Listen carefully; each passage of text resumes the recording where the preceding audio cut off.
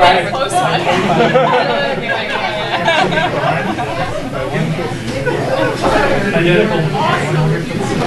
Get my young guys.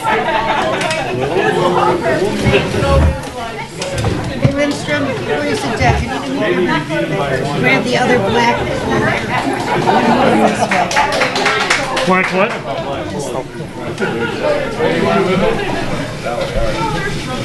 That's good. Okay. That'll keep the people back. Word somewhere. I'm projecting which team's going to be watched, which game's going to be watched. I think that's probably a good prediction. We have a guard at the door to keep your groupies out. Anyway. Thank God. I mean, because they're out there. We're looking at They're really, they're out there ready to find their way in. If you give them an inch.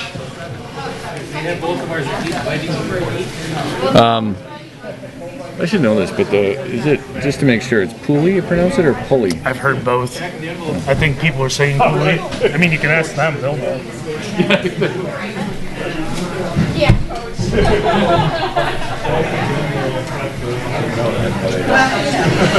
Pulley, like. I mean, I'm here, right? I'm here every day, and that's what I say. Yeah, apparently, Chris. I mean, you might want to get to know your fellow club members. Even worse, he should know this. Yeah, he did not know, so I feel better about it.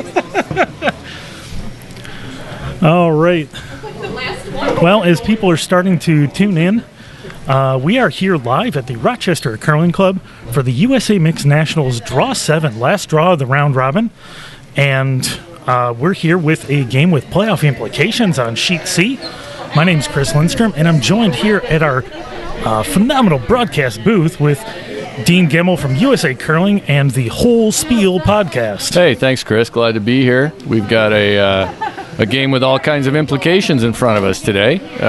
We might want to have a quick look at the standings. Want to review those and see.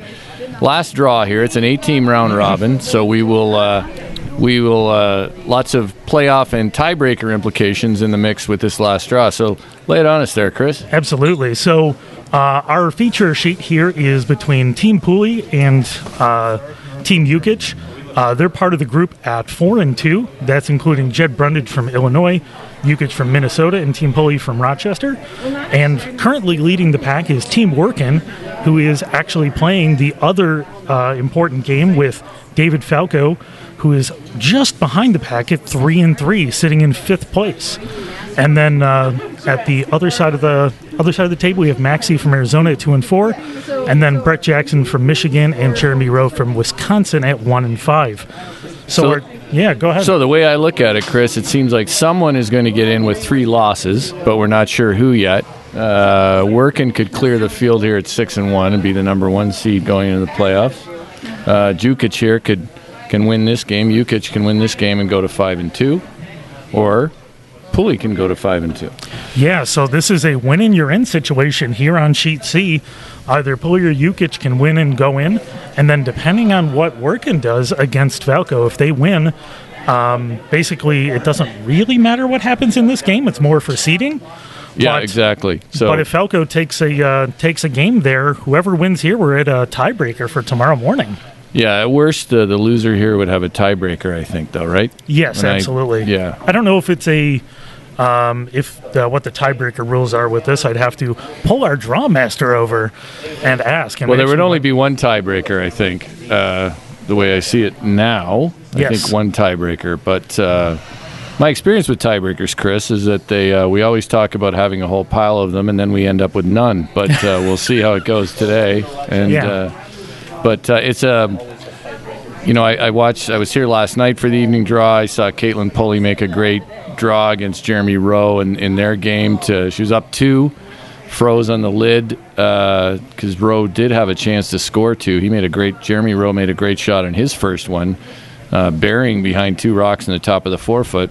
Caitlin Pulley made a great shot to leave Jeremy with really no shot. And I saw Yukich last night down 2 against Brett Jackson from GLCA and Detroit Curling Club, and they took 3 in the last end to win that game. So both teams with some, last night at least, with some last end heroics. Yeah, and a little bit of a tough morning this morning for the Pulley rink out of Rochester. They grabbed a loss, and So we're at a little bit of a grouping there, and we'll see what happens here on Sheet C. A big game with playoff implications. Yeah, and the Pulley Rink is the home club here. This is their home club. They were also, I should give them a shout out, because as we struggled to find a host for this important mixed nationals, mixed fours, they were kind enough to bring it forward here at this club, and I mentioned it last night, but I'm sure there's people who weren't listening, but we are incredibly grateful at USA Curling for the Rochester Curling Club taking this event on. It's been a challenging year for all clubs post-COVID, and I understand why many were reluctant to host events, but as I expected, the club's doing a terrific job here. Dorothy Roach leading the charge, and Joe Calabrese, and so really appreciate it, and happy to have this event here as we get this game underway. Yeah, very excited to have the whole tournament here, and happy that you were able to come by and do some broadcasts and be here to support USA Curling here at the club. Yeah, I mean, as we so good. Well, is that going to slip in? Just slides into the top of the 12. But as we continue to improve everything we do at USA Curling, one of the things we want to do is make sure we're good partners to our host sites. We're doing as much as we can to, look at our process in the off season as well, and make sure that our host sites are supported and that we work well together. And I think we have good properties. All these events are exciting. This mixed fours, as I call it now, mixed fours, to distinguish it from mixed doubles, is certainly an event with a lot of history at USA Curling. A lot of great players have won it, and of course the winner here goes to a world championship in Scotland in the fall. So corner guard goes up there. Yeah, and it looks like we have already been corrected, and it's probably correcting me specifically, that it is Jukic and not Jukic. Oh, I thought I heard Jukic last. I said it both ways, Chris, just to cover myself. But I'm glad that we got somebody out there listening. So, all right, it's Jukic from here on out. Yeah, and for everybody who's watching on YouTube, which is where everybody's watching this on the TESN WNY stream, feel free to throw comments in the chat, and we'll address them as they come along. As long as they're nice, Chris, or correcting us. We're happy to have corrections as well. Absolutely.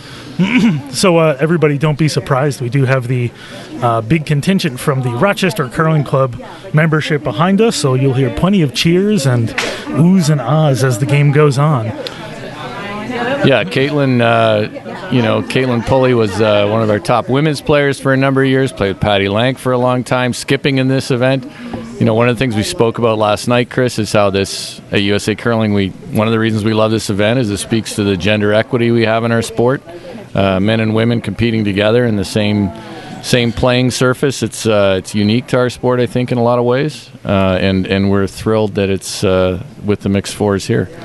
Yeah, and the interesting start to this end, Dean. So Team Minnesota has the hammer this end, and we've got 2 stones set up in the center for Rochester, 1 in the top 12.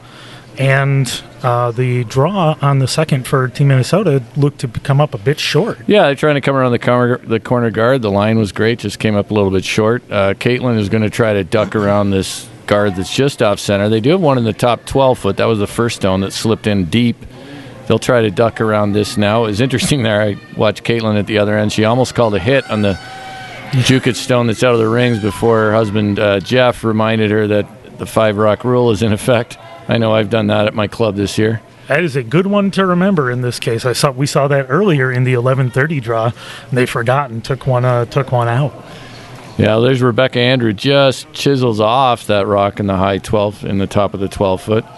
So now Mike Jukic will take on this hit of that rock in the 8 foot.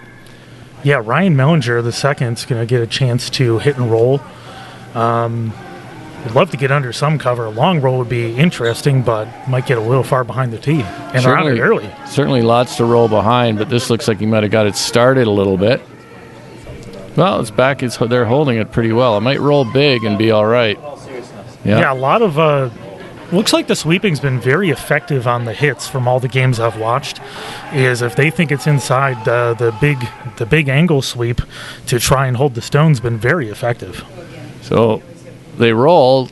It peaks out about quarter of the rock behind the corner guard, but I think Caitlin Pulley wisely is ignoring it, even though it is shot rock.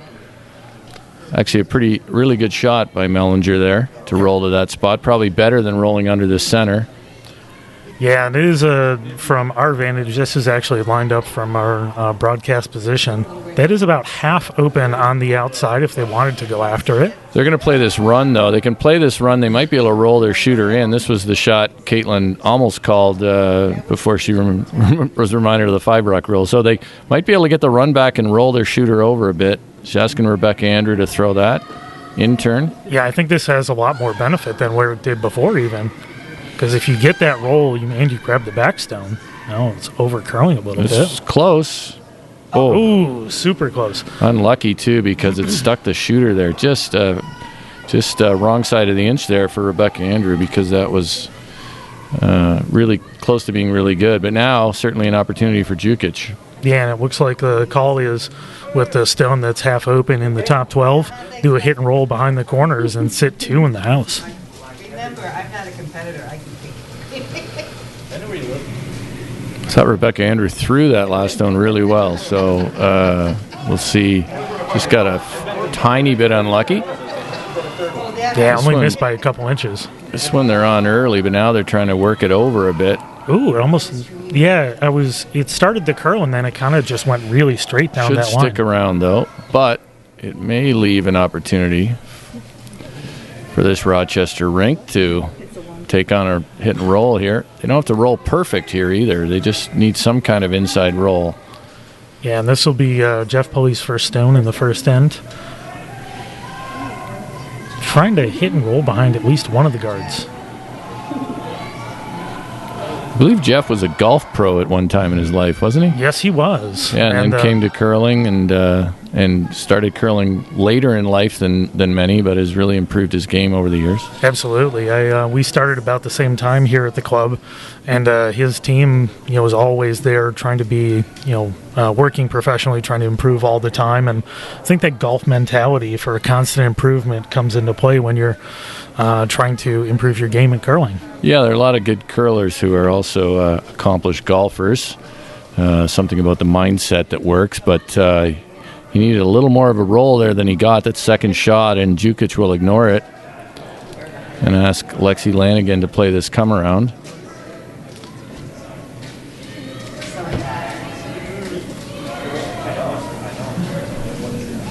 And it looks like they switched their order from what's on curling zone.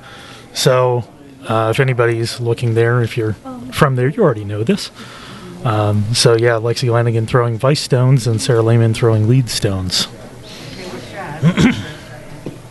Not the start that Lexi Lanigan wanted there, but that's now she's promoted that Rochester stone belonging to the Pulley rink to shot rock. I thought it looked like a lot of ice. I don't know if she set it back a bit as well, but oh, they're going to try and hit and roll off their own. Now they're going to draw from the other side. I think the important thing here is they just if they're lying to, and this come around doesn't even have to be perfect. It can line up for a jam on that blue stone at the back pretty easily too. Yeah, and it's getting a little fancy to try and hit and roll off your own. They're also looking at that tap. I think the discussions maybe either to draw right behind the center. Certainly a lot of discussion there, but they've settled on the come around. This is the call I would favor. Yeah, and you want to give a little bit of a gap. You want to be around the tee on this if you can. Yeah, the only problem is you wouldn't want to leave them with a easy straight run back. They are drawing around there the blue stone that belongs to Jukic. This rock has some curling to do, and they indicated it was heavy out of Jeff Pulley's hand. Now, seeing if this is going to cut. It is starting to carve over. The weight should come off as it starts to curl in here.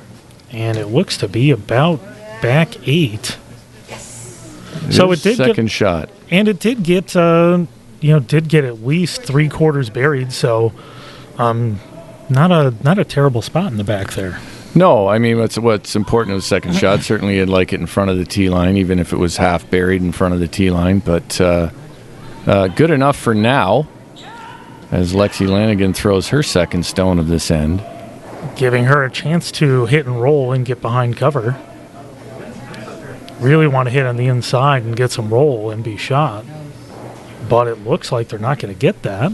So both teams may be a little bit fooled by the ice so far, but now an opportunity for Caitlin Pulley to hit and roll in. Of course, she could draw again too, but those when they don't have hammer in the opening end, and certainly opportunity here for a force is really good right now. Yeah, and we do have that sneaky stone in the back corner of the 8-foot. If you didn't address this and missed it, they'd have a chance to get a big end in the first. Yeah, and they wouldn't have to move that red stone in the back of the 8 far to get to count 2 as well. So important that she hits and sticks around in the rings, though. Ideally a shot rock, but at least a second shot, although the other 2 are so close, you're probably going to be shot rock if you're close to second shot. In turn for Caitlin Pulley. Let's see how this curls down this line. Looks to be very pure all the way down. On it now. Now, can they get a big roll or too much roll? It should maybe. Be real close. It looks like it is going to over curl. Unlucky in a way. They went through the hole, hit it too thin. Yeah, one a little higher or a little lower would have gotten it on one of the 2 stones in the corner. They could have gone lower and jammed onto the stone belonging to Mike Jukic's rink. But Jukic now will play a come around, try to generate at least a skip's deuce here, and if he gets a little fortunate, he might be able to turn it into 3. But certainly in your mind here, you're thinking of making a good come around and trying to manufacture 2. Yeah, and this is similar to that Rochester shot, trying to leave this one in the full 4-foot. Comes Jukic throwing this in-turn draw. We've seen this a number of times already in the end. Yeah, should have a decent look at the speed already. See if they got the read on this. They're on it hard now, trying to make it curl and drag it. They need to make it curl and bring it over. I think it looks like it's going to come up just deep enough. Yeah, line looks great, and they did end up just at the top of the button. Really nice good shot. Fully buried on the button. That said, Caitlin Pulley can freeze on that and make the 2 for Team Jukic difficult, but she's going to need a good one. But freezing right on. She's not too concerned if she shot rock here. She just wants to really shrink the scoring area and make it difficult for Jukic to score 2. Yeah, kind of best case at this point would be to freeze and go for the force. Disaster here would be wrecking on the guard and opening up that back red for a possible 3. So I'm going to guess that Caitlin is taking slightly conservative ice to avoid that. But she does need to bury at least half. Yeah, so a pretty important shot with Caitlin Pulley's second in the first end. Really needing to get to the Jukic stone inside the 4-foot. This looks like it's curling early and might be light. I think they might be well advised to leave this. Yeah, they're going to leave this as a guard to at least take the 3 out of the picture. I'm not sure it has, though. Yeah, it depends on how confident you are in getting a swing. You only really need to throw back line at that. Well, yeah, I mean, he's going to give it a go. I mean, even if he just throws back 12, he only has to move that a few inches, Mike Jukic, to score 3. So throw the draw. If the line's great, you move the red stone and score 3. Yeah, and I think with that opportunity, you really need to go for it. So that rock really finished. It was curling early out of Caitlin's hand, and I think that was a function of weight as much as anything, why it curled so hard early. So Jukic with a big shot for 3 in the opening end.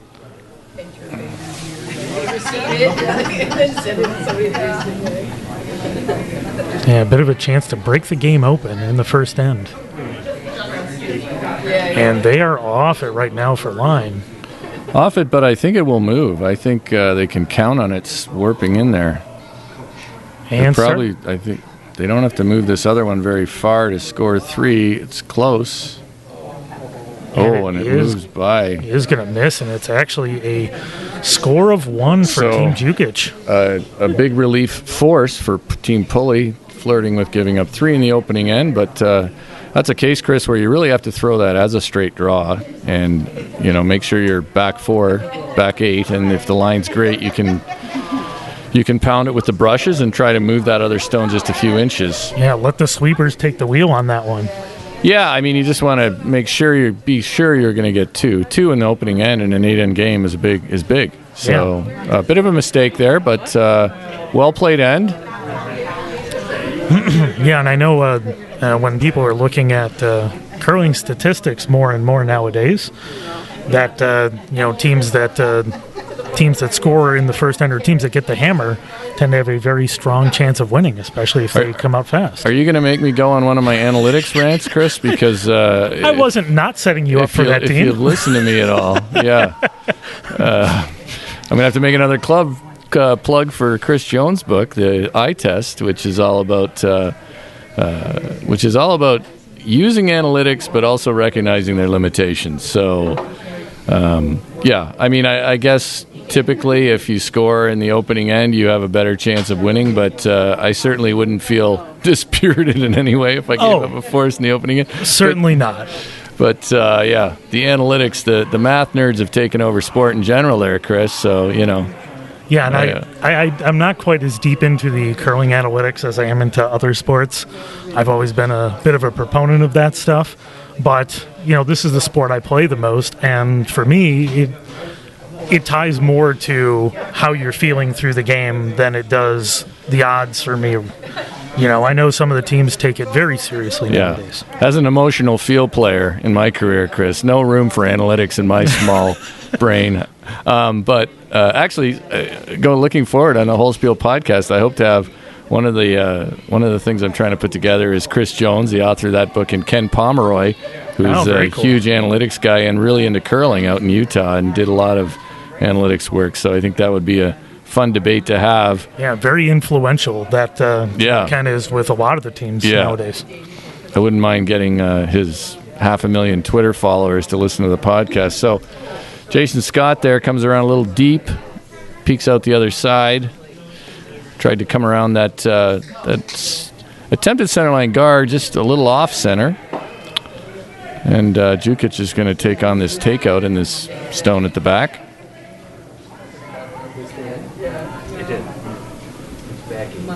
Yeah, and it's right now they're probably looking at and this one's curling right off.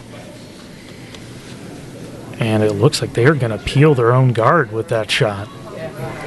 So now giving Caitlin Pulley a chance to decide where she wants to play. And going for the corner guard, which makes a lot of sense.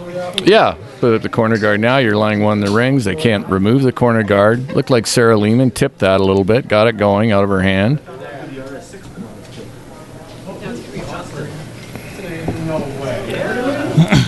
Jason Scott. So on this, with Caitlin Pulley skipping and mixed fours, you have to alternate genders. So that means Jason Scott takes the lead position and Rebecca Andrew plays second. So we saw Rebecca throw up weight in the last end, so that's certainly no challenge for her. Now can Jason Scott see this corner guard settle in? It will. Yeah, a little bit of a slide out to the corner there. It's a good spot. Might want it in slightly tighter, but it's... I think with the way this ice is curling, you can't have your corner guards too high either because the rocks are easy to dig out. Yeah, and I think it's good to watch how those draws to the corner are going, seeing if we're getting any slide like that one or if they're staying real straight. You kind of got to look up as they come in. Or get over at the right angle. Yeah, once you get the right angle. Yeah, and they first shot for Ryan Mellinger here in the second, trying to start to control the center and put up a guard.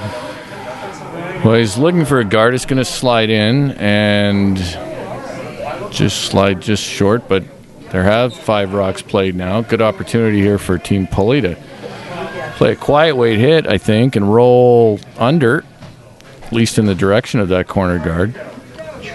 I mean, under would be very nice, but even if they leave something a little open. Yeah, it doesn't really need to be under here because there's not going to be a double available. Looks like Caitlin Pulley might ask Jeff Pulley to work this one over. It does have some curling to do. Right now it looks like it's hitting it a little thin, and it does. So that was not the outcome that Team Pulley was looking for. No, leaving leaving a Jukic stone in the top 12 sitting second as well. It's important when you are in that position, though, it's Team Pulley to regroup. You still have a corner guard. There's no stones, the stones that will be in play. If Ryan Mellinger makes this hit and stick, the stones in play are in the, back 8 and top 12, so lots of room still. One challenge is that corner guard is over far enough. I'm not sure if Ryan hits and sticks here, I don't think you can go behind that corner guard and be shot. No, you'd have to be going out on a limb just a little bit and sitting second behind. Freeze available, though. Well, I like this call early, though. You can hit and roll over, bring the jam into play. Gives the opportunity to go into the corner later if you need to. Yeah, I just think, early in a game like this with playoff implications, keeping things simple is not a bad way to go. From my vantage point here, it looked like Rebecca might have slid a little tight, tried to set it back. Always a question when you do that, how much you set it back. And really wanted to get noser in on that. And it does roll out. So, a couple of miscues there for Team Pulley. But still not a lot for Jukic to work for in terms of a steal. He's thinking force at this point. Not so... And changing the turn on this shot to see what this side's doing for the draw as well. A lot of players here might put the stone back almost where it was to make it a slash double if you're really committed to the force. This will make the double a little... If it does line up, it will make the double a little easier.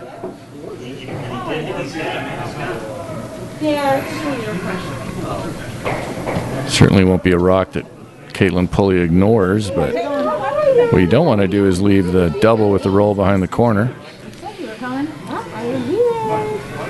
And it looks like it'll just bite the top of the 12-foot, making the roll a little less impactful, but you can get it, underneath almost. Yeah, no, this is an opportunity for Pulley. They won't lie shot with the roll, but they will. They could end up with a rock that's difficult to remove. So we just saw this line with Rebecca Andrew, and get to see Jeff Pulley throw this shot now and see if they can correct the line. I think Rebecca set both her out turns back just a little bit, which... So now they're going to roll the other way. Yeah, Rebecca has a bit more aggressive finish through than Jeff does. Her stones will tend to run a little straighter, especially on the hits. Yeah, I'm sure Caitlin's aware of that. But so they do roll for second shot. Not a terrible spot. Forces Jukic to play a hit on it. Now Jukic has to, and Lexi Lanigan have to make sure they hit and stick around, or the blank's in play. I knew it. What did you guys do for lunch? Yeah, and I think at this point, blank would be a little bit hard to manufacture a 2 at this point, unless you get a little bit lucky. Yeah, sure. I mean, Pulley at this point would be thrilled with a blank, and that knows it. So now Caitlin's not going to worry about the blank. She's going to go all in maybe for the 2, which is certainly an option. Yeah, and it looks like the stone in the back of the house is just outside the 8-foot, so you need to catch a piece of the 8 to be shot in the corner. But then we went to another post, and that was closing the 3 also. Yeah, and then we went to another one. Jeff Pulley with his second stone of the second end. I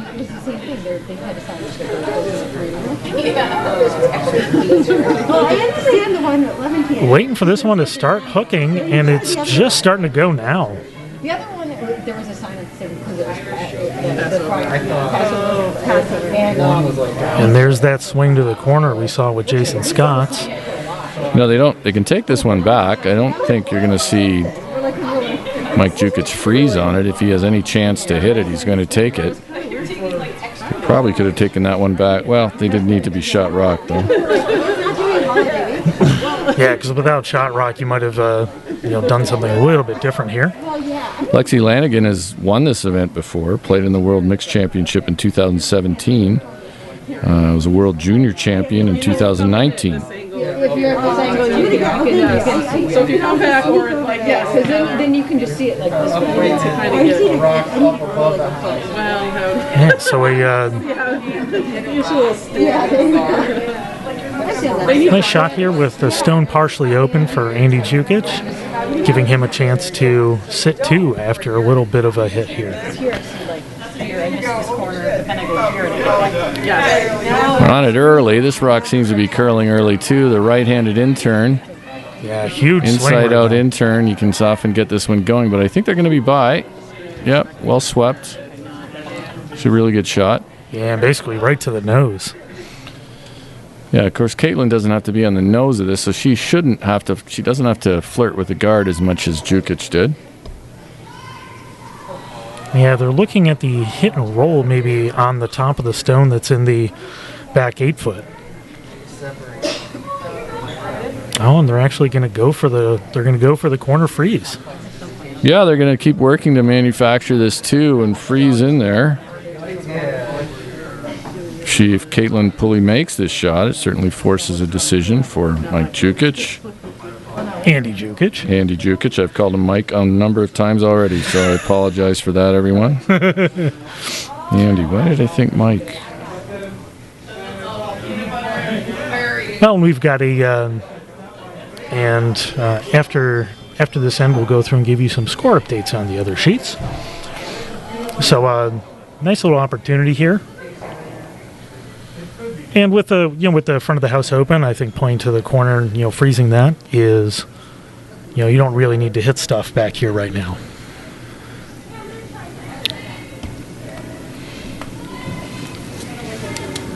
Big shot.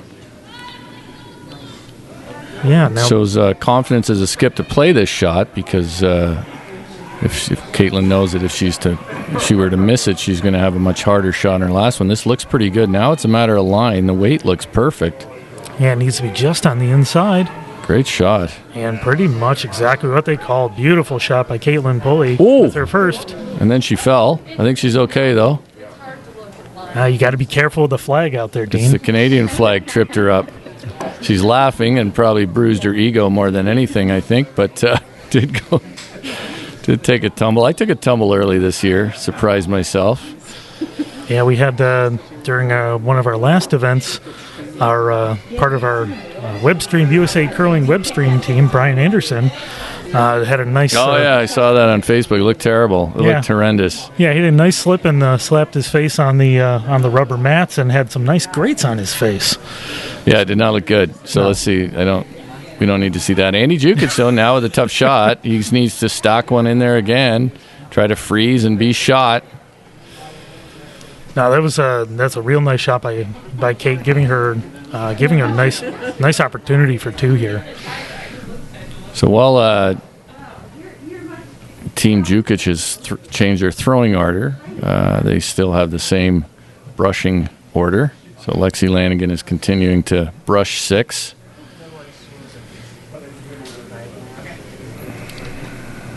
Andy Jukic. Trying to get to the inside, freeze on the inside, and sit shot here.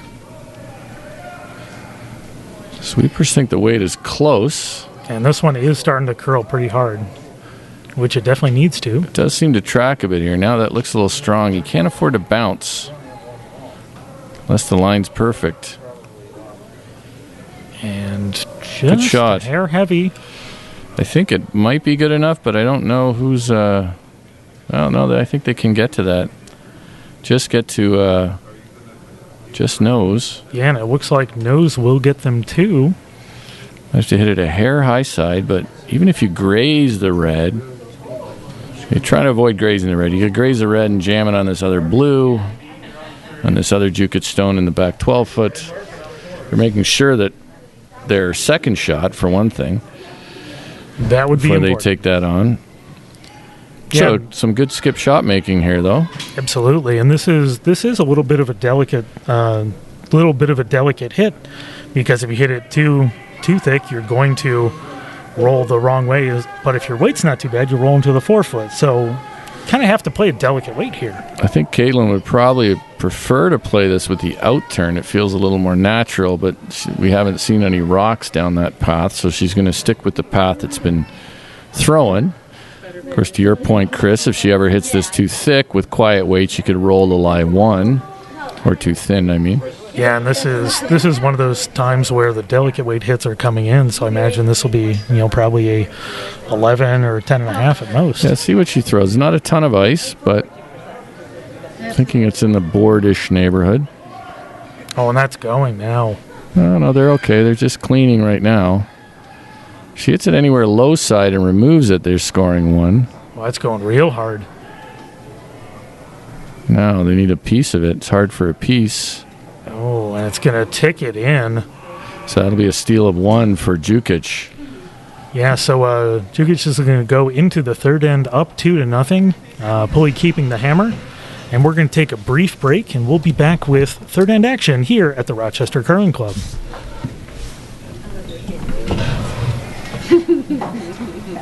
One's just getting them online at the squad and locker or whatever. Yeah.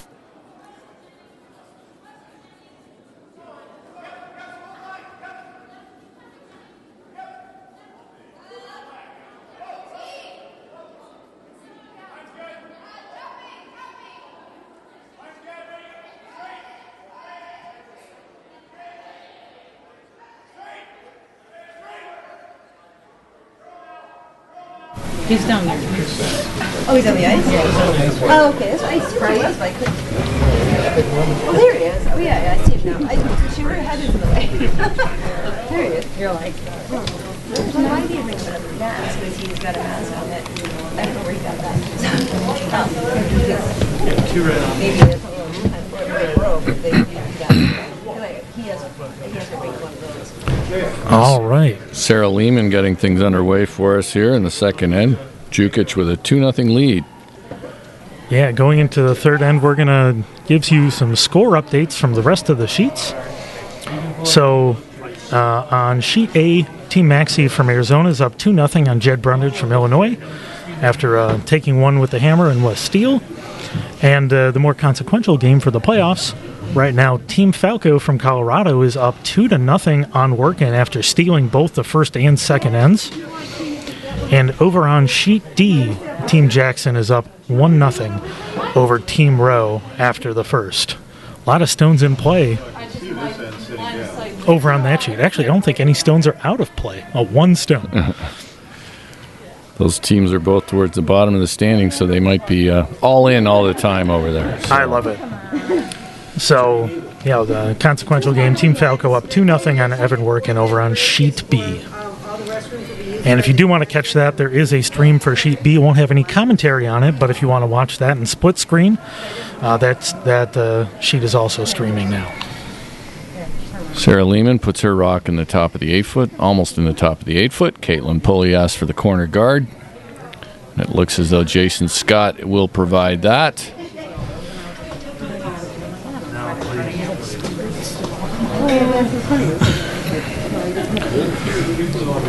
So Lehman's first stone in that slightly awkward spot where you're now forced to tap.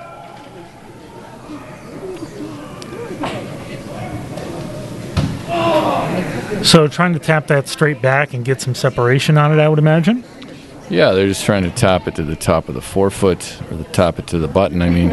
But if that rock's a little deeper, you might play a tight guard. Yeah, trying to drag it over a little bit, get right to nose. Don't think they're going to move it very much. Oh, that's funny. Oh, they move it a bit. Pretty good result, but does give Team Pulley an opportunity here to play a hit and roll. It's another one that feels more natural with the intern to me, but... do I have to curl this? She's like, that's exercise. Yeah, and maybe Jason Scott might be... maybe he's like Ben Hebert and only throws out turns. Certainly he could play this either way, but yeah. It just... you have to cross the face for the roll. That rock's curling hard. It is. Thought it was a hair narrow out of his hand, and this one is just going to hit the stone a little bit. Hoping it sticks, but it is going to roll out and hit the boards and clear out that top Jukic stone, but giving them a chance to now put up a guard right on the center line. Looks like everybody's slipping tonight. Yeah, Mike Jukic just took a little bit of a stumble. Now he's going to ask Ryan Mellinger to cap that one. That's now in the just short of just touching the button. So now a better scenario here for Jukic, guarding one that's in a good spot. We're okay. But they were, yeah. But yeah, and Aaron's done it. Yeah, it seems like they're figuring out the curl on this on these draws guards as well after that tap. Oh, this rock has some curling to do. It does. Looks like that's going to settle into the. They had to bring that to try to cover the stone in the rings. Same shot, I think, now here, though. Same shot for now. Caitlin's going to take this on with the intern. She's going to ask Rebecca Andrew to throw the intern. And we've taken the year off? Yeah. It's taking the year off. Well, everybody has to. Nice positive release from Rebecca Andrew. I usually like that, but this rock's starting to curl now. They're on it. Now they're going to ask Jason Scott to carve it over a bit. Did they jump it a little too early? And this one will also roll out in the back corner. Might have been a little more weight than Caitlin was expecting there. Yeah, similar result to the first on the other turn. And try to get that guard up now with Mellinger's stone here. Interesting. Mellinger has the grip and release. We see a lot. We see with Team Schuster, most of Team Schuster, where you grip the stone at the back, and instead of cocking it in your hand, so it's 10 or 12 or 10 or 2 o'clock, straight on the way out. I think we'll see more and more players doing that now. What do you think the benefits and detriments of that are? Well, I think the detriment would be if you don't have your hand at the back of the handle, it's easy to turn it in or flare it out. But I think if you keep your hand at the back of the handle, it can work pretty well. I talked to Phil Drobnik about it at Mixed Doubles Nationals when he did a game with us, and he says Schuster and his team feel like they can set it just a little better that way. But we'll see. It's not just Schuster's team. We're seeing that across a lot of the elite players now are throwing that way. I would consider that temporary. Yeah, and Rebecca Andrews' second stone coming down now. Still hoping for that roll behind the corner, but... Well, they could also make this double here and keep things... But this rock has some curling to do, too. And that's going to roll out as well, I think. So... Yeah, 3 straight peels. I'm not sure if they if that's operator error or the ice is a little... Caitlin is struggling to figure out the ice a little bit. Both of those things can happen. This is Lexi Lanigan now. I mentioned that she played. She played in the 2017 Mixed Worlds, won the USA Nationals with young Hunter Clausen's team that year. Oh, gotcha. Hunter Clausen with Emily Anderson, and that's some people might know Sarah and Taylor Anderson a little more from their play. That's their older sister, Emily Anderson, and then it was Hunter's younger sibling, Caleb, one of his younger siblings, at second. So, yeah, they were I think they're probably the youngest team to ever win. I think 3 of them were still junior age when they won. So, yeah, and there's a whole pack of Clausens, whole pack of Andersons. Yeah, there's Clausens and Andersons and Clausers and Dunhams, all from that Philly Potomac area. Yeah, I really enjoyed watching the Dunham rink at the last nationals and playdowns. They're a really fun team. Yeah, the trials, they are fun to watch. They're Scott Dunham is he's one of those players that doesn't look flashy when he delivers the stone, but makes a lot of shots, and as a skip knows what shots to leave himself. Jeff Pulley would really he's got a chance here, I think, for a double and a roll. Now they're trying to hold this one straight. Now they're off it again. Now straight. Double and a roll is there. Can he get it? Got the little roll, but caught it a bit too thick. Doesn't get the double and doesn't get the roll. It was just they've been on the wrong side of the inch a number of times here. Jukic's team's playing well, but Pulley also just missing a few of these. Kind of seems like it's been happening the whole game so far, where they're not quite on where they want to be, other than a couple shots here or there. Yeah, giving Lexi Lanigan the will out-turn down the center line. Hit this one pretty close to the nose, maybe a little roll away.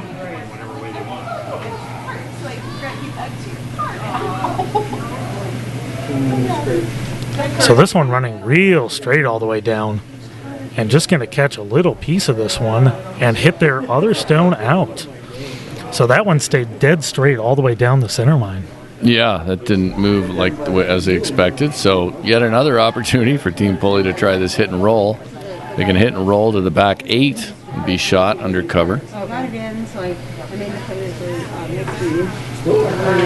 Pulley threw the last one well. He's looking for a similar kind of throw, I think. Yeah, some more throw, just a hair more ice on it. Looks like that might be a little fuller than the last, but they're on it. And now it's starting to curl.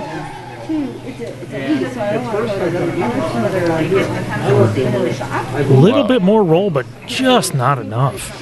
Close. Those are tough to call, and they were on and off it, and just needed to be on it maybe a fraction more. So for Andy Jukic, that guard will be in his sight, but certainly shouldn't factor into this throw. Yeah, so similar throw to Lexi Lanigan's. Has a chance to hit this flush and maybe roll back to the center a little bit. But it doesn't take much to throw.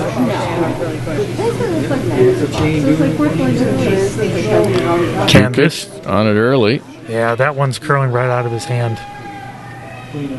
That is really flirting with that guard. It's going to be real close. It does get past, but straight peel. Yeah, so he definitely wanted to roll open the other way. So now Caitlin Pulley, who's had great draw weight in the games I've seen, has an opportunity here to manufacture a skips deuce. Yeah, I think both teams have struggled this whole end with getting the roll exactly where they want, and kind of nice to go to the draw at this point.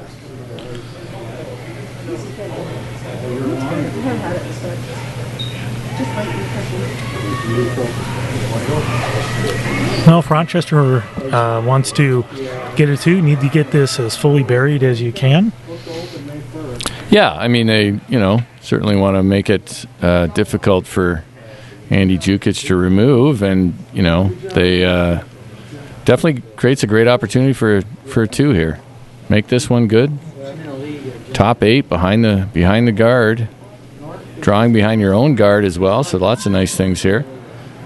Caitlin Pulley, here she goes. Her shot in this third end. They're on it early for line and weight, I think, but the line doesn't look terrible.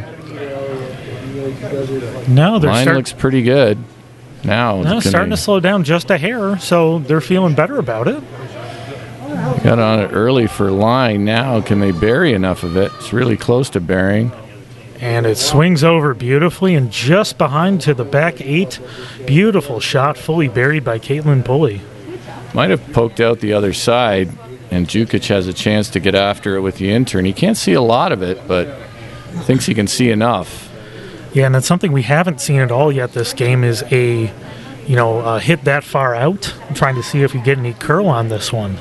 Yeah, I think Rebecca Andrew and Jason Scott might have been could have been a little more patient with that, although I think they were sweeping early for line, and then it did over curl, so it wasn't really close to the guard, but it curled a lot. Jukic, his last stone, third end.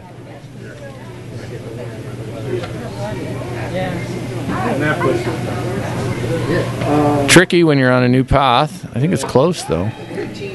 Yeah, on it, dude. Throwing quiet weight. Uh-oh. Is he by the guard? Yes, he is. Just behind him. Great shot. Good enough probably to make this a force. We'll see if Caitlin wants to take on this blank. Did just see it, but that was a very quiet weight. Might, if you end up throwing this with a more aggressive weight, not sure that the curls can be quite as responsive, because that ran pretty straight. Yeah, it's tough. It's a tough decision because you're down 2-0. Do you want to? And they're gonna elect to draw here, which I think is a smart call. It's really easy to miss that shot and go down 3-0, playing the 4th. So they're gonna play this draw. They just need full 8 foot and a bit to score 1. Good answer by Andy Jukic on to Caitlin Meraldo's first shot, but this will be her last shot, the last shot of the third end, trying to full 8 and a bit, score 1.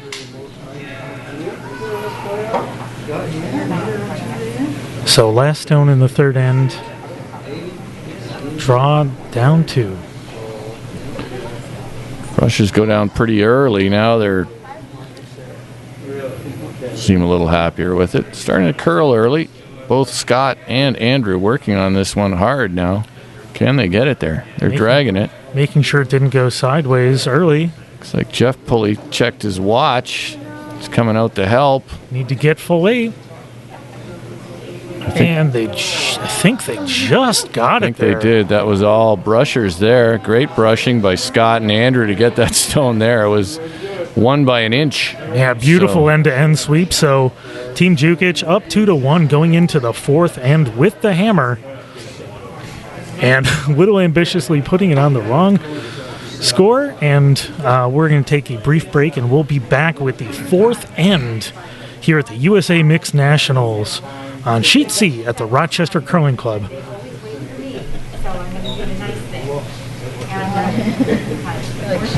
So bad. Sam's teachers send me pictures. I'm like, it's like great. Like, there's no speed.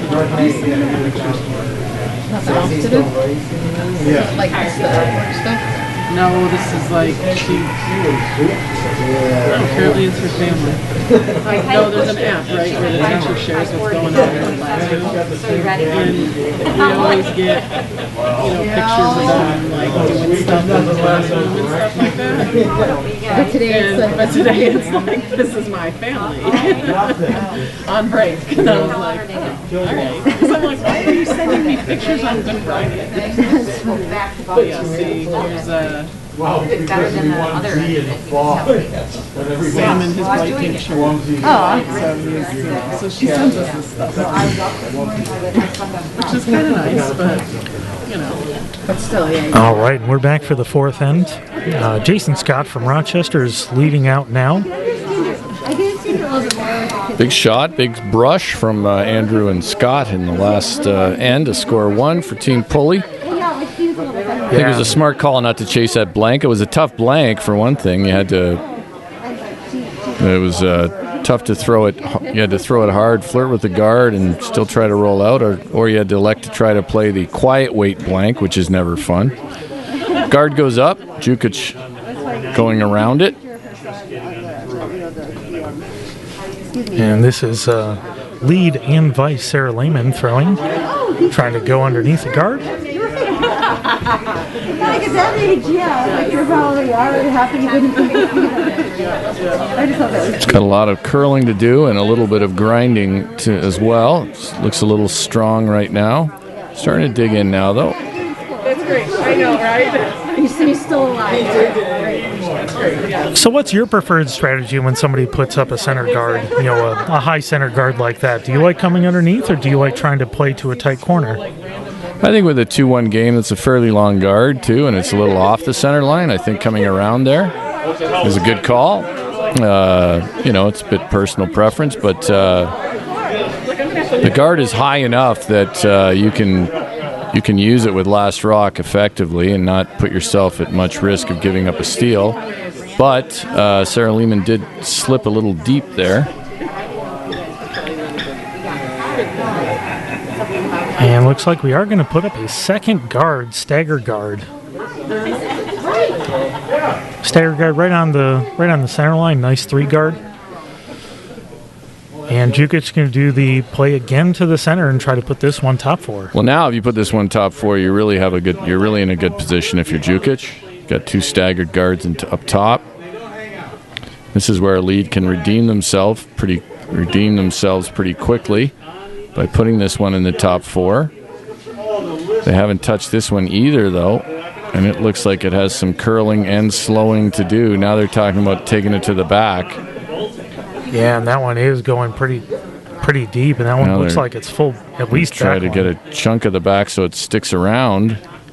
Oof, and that is not going to stick around. It might spin back, but I don't think it spins back in, so pushes her own stone to the back of the 8-foot, and now Rebecca Andrew can apply some pressure by making this come around. Top 4, even top 8, somewhere above the tee line. I'm trying to be good. And trying to make those guards count by getting one underneath. Had a good look at her delivery on that one. Just coming right at us. Looked like a good throw. Now it's a question of weight. They haven't touched this one yet either. This one's starting to curl real nicely. Weight should be coming off if it's starting to curl. Now Jason Scott's going to try to work that over. Yeah, this looks really good if they can drag it a little more. Great shot. Well swept. Yeah, really nice timing on the sweep on that too. They waited for the break and then they really pushed it along towards the 4-foot. Yeah, you'll see the world's elite players. You see how patient they are with brushing. Helps when you're strong enough to really carry a rock at the end, but impatient brushers probably hurt more shots than people realize. And now we're going to see a bit of weight coming out here now. Looking for the double peel, Mellinger. And just a single over the top. You got one, they're going to scatter and try to stop rocks from hitting your sideboards here. And we appreciate that. The ice team is always loves to see people stopping stones before they slam into the wood. Got fairly rigid sideboards here too, so I can see the concern. Oh, for sure. All right, Andrew's going to try to cap this. Yeah, I'd say you want to leave this one a little bit higher.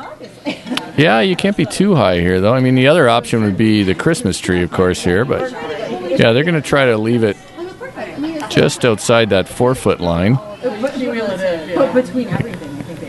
Yeah, if the center guard was a little higher, you definitely would go for your Christmas tree stagger.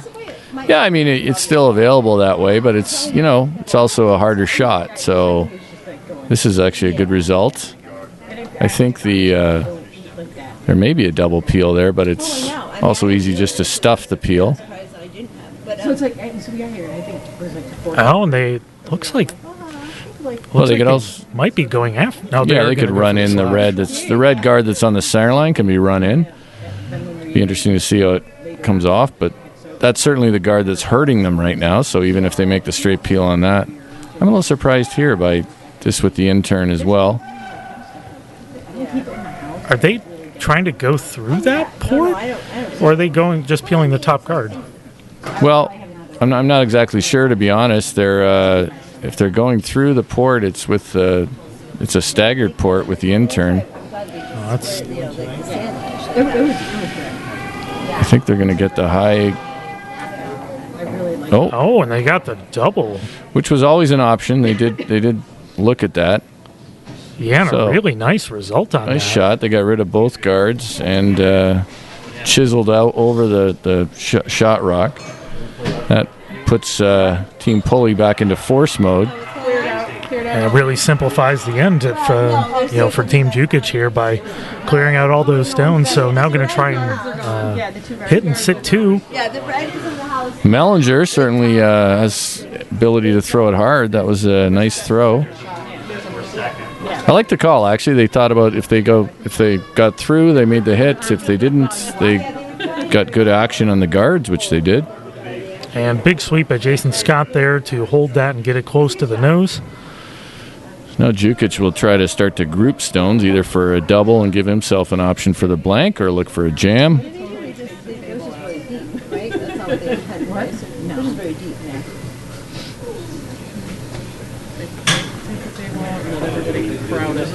Yeah, first stone for Lexi Lanigan here. Trying to get that nice hit and roll to the center line. They're on it early. She may not have gotten it out right to the broom, but Mellinger holding it.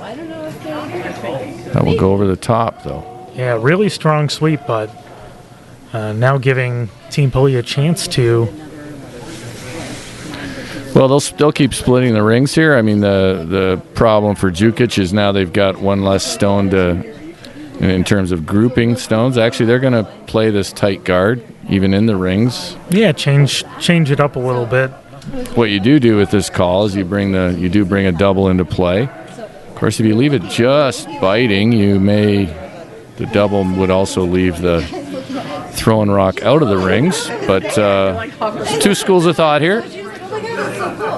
Yeah, benefit, if Jukic happens to, peel instead of, do the straight run back, you might be able to force him to have a harder draw for his last into the 8-foot. This looks like it's going to check up in the 12-foot. And I think now Jukic will have a run at this double.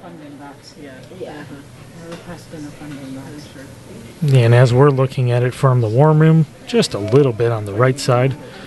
From your perspective, a little bit on the left side. Yeah, it's certainly a fairly straightforward double. Not easy, but... Well, too many of them. You probably do more, but you have too many. Lexi Lanigan with a chance to put her team in a better spot this end. On it hard, trying to hold this one. Mellinger, can he hold it enough? Looks like it's going to overcurl just a little bit. Importantly, they stuck around in the ring, so Team Pulley will have to make a play on that. If they just peeled it out, they could start to... Then you're getting down to skip rocks and certainly a little more pressure. But by sticking around, you force Pulley to make this hit.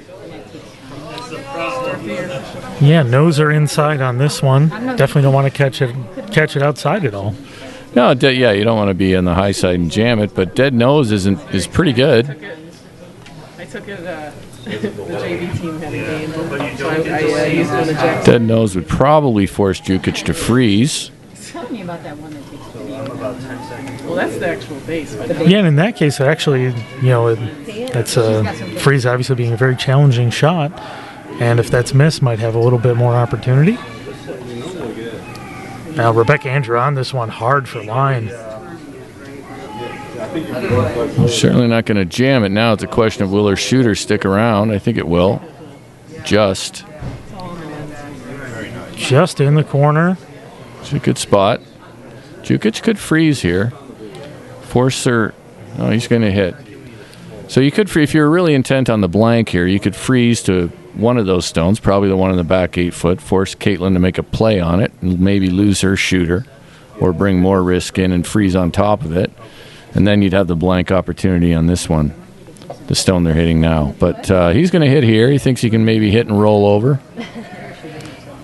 Group stones together. Certainly is a double there, but it's not super easy. Pretty shallow. You have to throw some...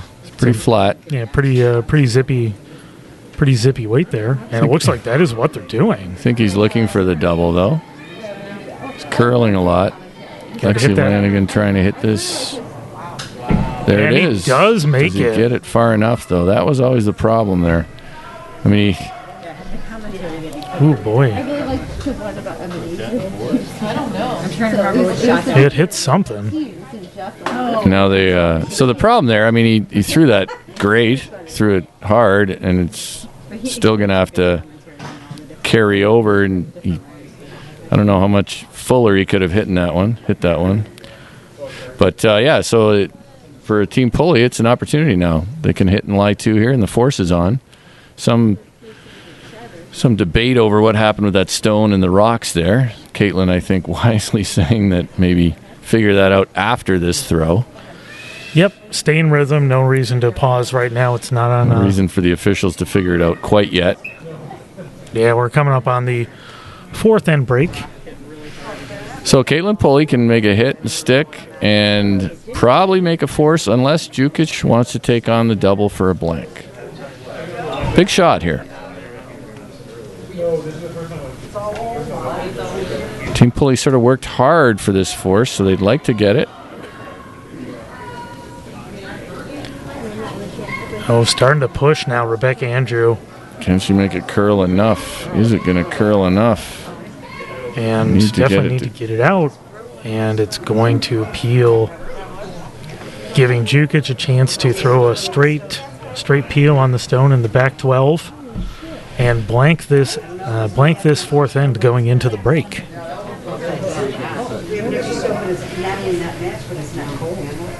Caitlin right in front of us discussing her release with Jeff Pulley. She was asking if she'd flared it a little bit by the motion the hand motion she was offering there, but he says no. Well, that's good team communication as well, talking about releases, talking about, and any corrections you need to make going into the second half of the game. I tend to just assume I flared everything, so, just go with that. Jukic now looking for the blank. It's another one that's going to be moving. Watch out for the hacks here. Yeah, on that one early, on that one hard. And looks like they will blank this end.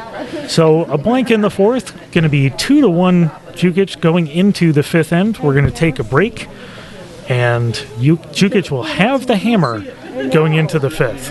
And we'll give you some score updates after we get back. Yeah, I've heard it, like connect it to me like that. I think it was a blank end. It looked like they just pulled it away.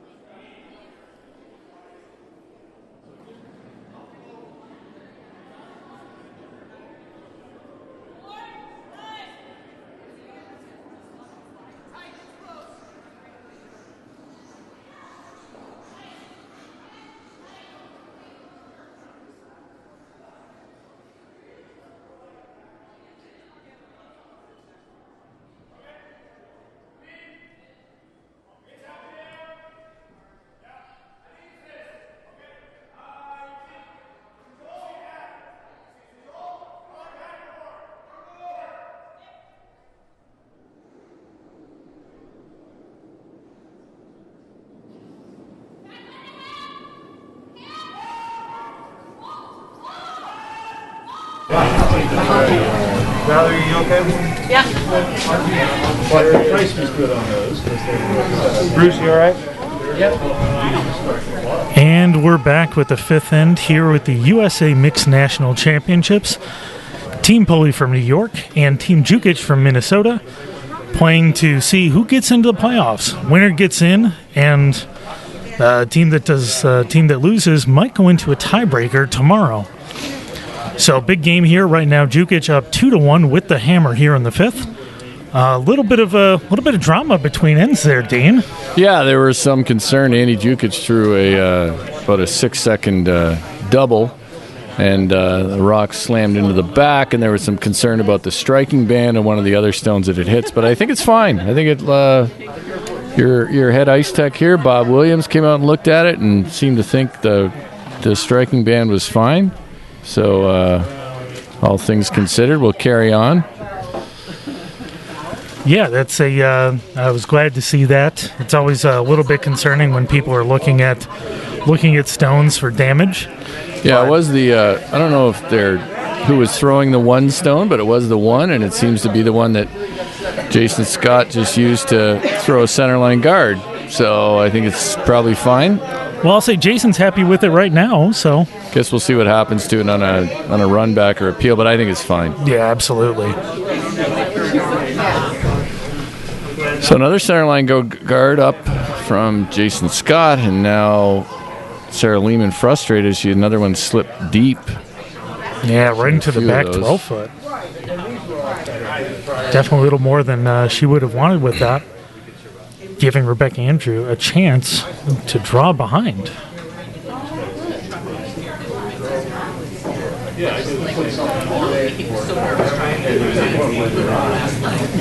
And waiting for this one to curl.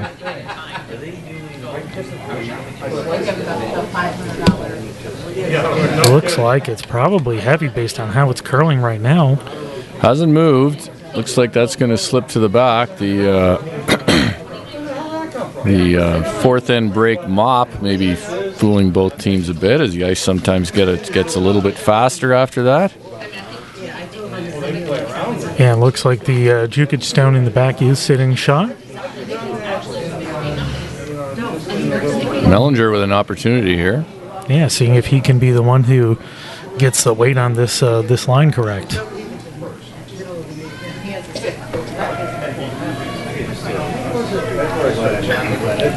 Another one that seems to be hanging out there. I'm not sure if there's a spot here where they can't figure out where this rock starts to curl, but I think this is another one that's just heavy. Wow, that went really straight down that line too. Well, I think if you're, that is 6 to 8 feet heavier than you want it to be, so it will run straighter. Absolutely. Yeah, while we're getting through the middle of this end, I know you've interviewed a number of different people this year on the Whole Spiel podcast. Yeah. Yeah, just got through an episode from, was it North Dakota, right? Drayton, North Dakota, the two Toms, Graduleski and Halcrow, who were great guests.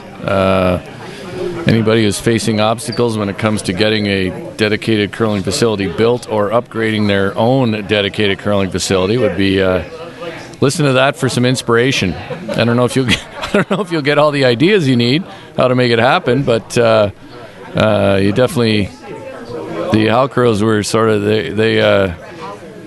Halcrow and Graduleski. When the Graduleskis come into a situation, apparently you really need to know what you're dealing with. They seem to be good at insisting on things, so good for them. It was a lot of fun to talk to those guys. Yeah, and you did get a chance to talk to our trials winners, and got a chance to do a lot of different interviews so far. Yeah, I'm hoping to do more. It's been, as I said the other night, it's just been a little busy these last little bit, but yeah, it should be a good source of content from USA Curling. We're trying to make it a mix of some of our some club builders, some people who are involved in the game, and then some of our top players. So we'll keep working at it and make it as entertaining and informative as we can. That one slips a bit deep as well, so now we're down here third stones. Jeff Pulley with a chance to put some pressure on Jukic with a big shot here. Yeah, just behind the tee line, giving a chance for a freeze and to sit shot if it really gets on it. This seems to be another one that's heavy, though. Both teams struggling to throw this stone light enough. I do think it's interesting, too, because I think sweeping seems pretty effective. So you can drag a rock. And it looks like that's going to be right. You know what? Actually, the weight. The weight was okay. It was just you must have set it back just a bit from judging from Caitlin's reaction to the throw. They did never touch it, so it wasn't... it's a natural top 8. Yeah, the way the line was going, it looked like the ones that went to the back of the house. And, yeah, must have been just a little bit of that. They must have set it back a hair with that outturn. Comes Lexi Lanigan. Love to hit this on the nose. Maybe you can get a little roll in. Right now, this looks like high side, which is really not the way you wanted to hit that one, and Lexi knows that. And that's a frustrating miss. Now, Team Pulley sitting shot right on the button. Stuffed it right behind the guard on the button. Yeah, I think I like coming around again here, as Caitlin suggested. Yeah, plenty of room. Put this one, top 8. Make it hard to remove some stones. If the line's great, you could freeze it right on if the line's great, but top 8's certainly a good result. So that was a costly miss for Jukic. See how Jeff Pulley, see if he adjusts his release a bit here. I think he has. Yeah, they're on this one for weight early. Of course, the miss here would be to be a fraction light, but you'd really like to bring it in here. Can they drag it far enough? And looks like no. Yeah, it looks like it's going to be just like what you were calling. This one will be just outside the house. See, the line would have been great with another 3-4 feet of weight. Yeah, it could have maneuvered it real nice with a little push sweep. So Jukic can take on the straight run. If he hits it high side, he probably gets the double peel. So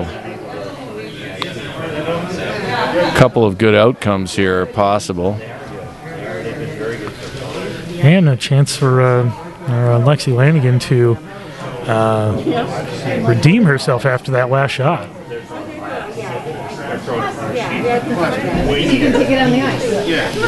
It's close, but it's got some curling to do. Doesn't get the double peel, though, and doesn't get the run. So this gives the Rochester team a chance to put up a guard, or maybe do a little Christmas tree effect there. Yeah, I think now they'll probably elect to cap this, but our lectures every time. the rock on the center line. Actually, doesn't have to be split the center line. Just touching the center line would probably be the best. Yeah, shading a hair on the right-hand side. Or the left-hand side as we look at it. Yep. Leave a bit, little more cover from the hit side. Yeah, it's a comfortable position for Caitlin right now. She's lying to one in a great spot now. What you don't want to do here is leave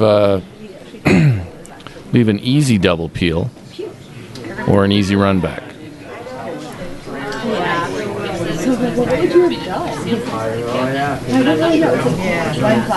Now, what I can't tell from the overhead, Dean, do you think that they're setting second shot in the back, or do we think that is the Jukic stone?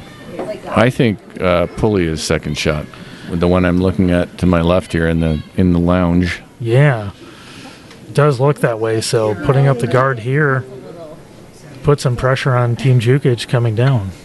This rock has some stopping to do.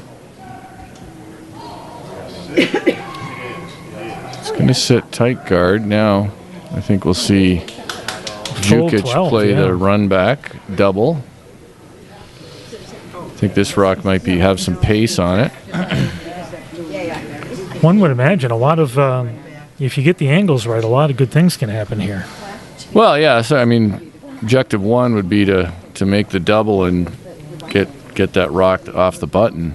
Even if you just don't quite make the double but get the rock off the button, it's pretty good.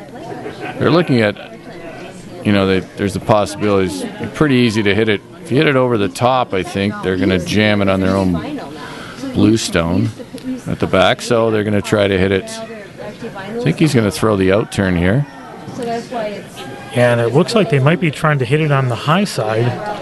And the reason I was saying that the angles could work out, if you were really fancy with it, you could wedge it and grab second shot as well.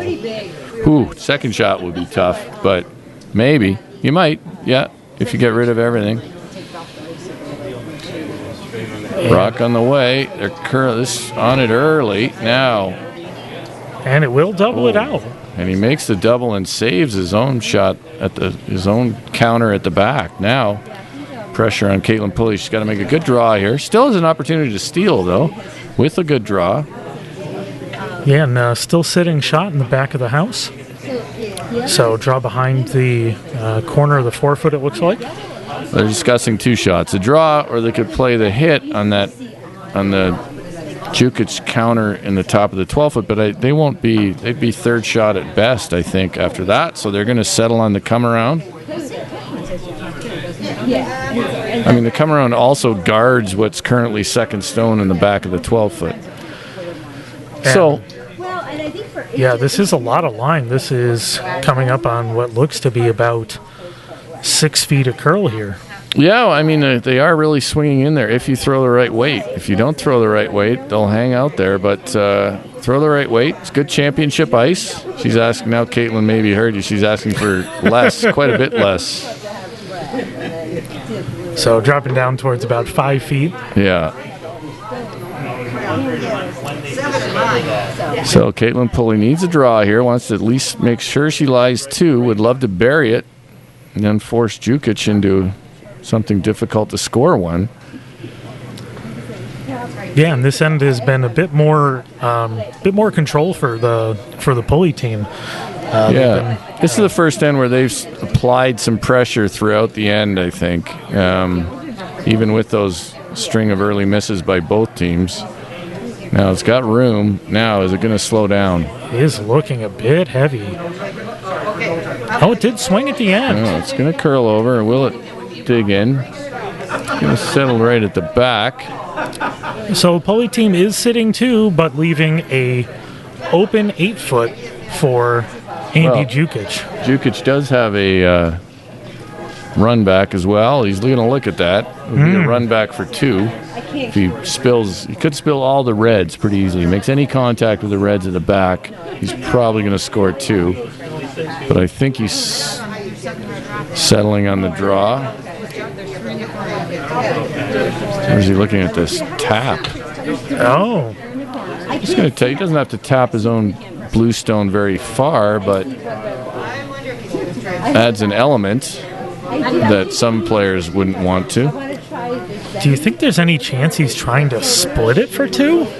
Yeah, that's a chance. He's doing that. Yeah, certainly. It's tight enough where you could do it, but both need to get into the full 8-foot. The angles aren't great for that. Looks pretty tough for the split, but yeah, I think the split looks tough. Now he's settled on the draw. Yep. Yeah, I thought he was considering the tap into the pile, which he thought was maybe easier, but the straight draw is definitely the shot here. Unless you were going to take on unless you're going to take on the run back for 2. Yeah. And they do leave the chance, if they are a hair heavy, that they would run straight and tap theirs in as well. Well, stone away for Andy Jukic here in the 5th end. I think the sweepers want to go here, but it's still on that blue stone in the 12-foot. Needs to curl more. Is it going to come off that stone? It's trying. It's close now. I think it's by it. And it just gets by. Question is it going to stop in time? I think it will. And it does. Well done by Andy Jukic. He'll score 1 here in the 5th end and take a 3-1 lead. Yeah, been a very interesting back and forth game so far. This was, like we were talking about, the first pressure that the Pulley rink put on there.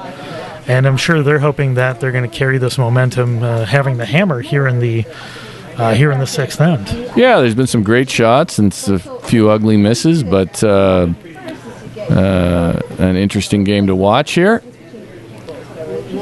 distance. And so you have to do that. You can do that in a mirror. So like, see an 8 inches to a mirror, measure it. Like, if I see 8 inches to a mirror, I can't see my. Well, and I know you got a chance to go out today and try some Rochester food here, Dean. I did. The hot dog place that is fairly legendary that you tipped me off to. Yeah. Now the name of it is Dogtown? Is that Yeah, what- Dogtown. Yeah. So you got to try Zweigel-style hot dog, which Yeah. is a very Rochester thing. Yeah, I was a little skeptical of the cheese on the hot dog. I went for one of the specialty dogs with cheese, and but it was a real winner. Nice. Good Glad to hear snap it. to that dog.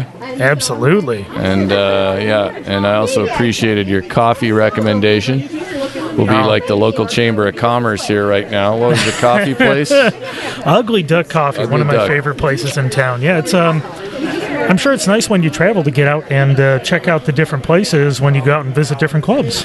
Yeah, I mean, it's with 8 teams on 4 sheets and a more comfortable draw, there's more chances to do that. Often when we're at events, it's 4 draw days and on the mic, and I don't get a chance to see much besides the arena and the hotel, so I'm always up for exploring a bit.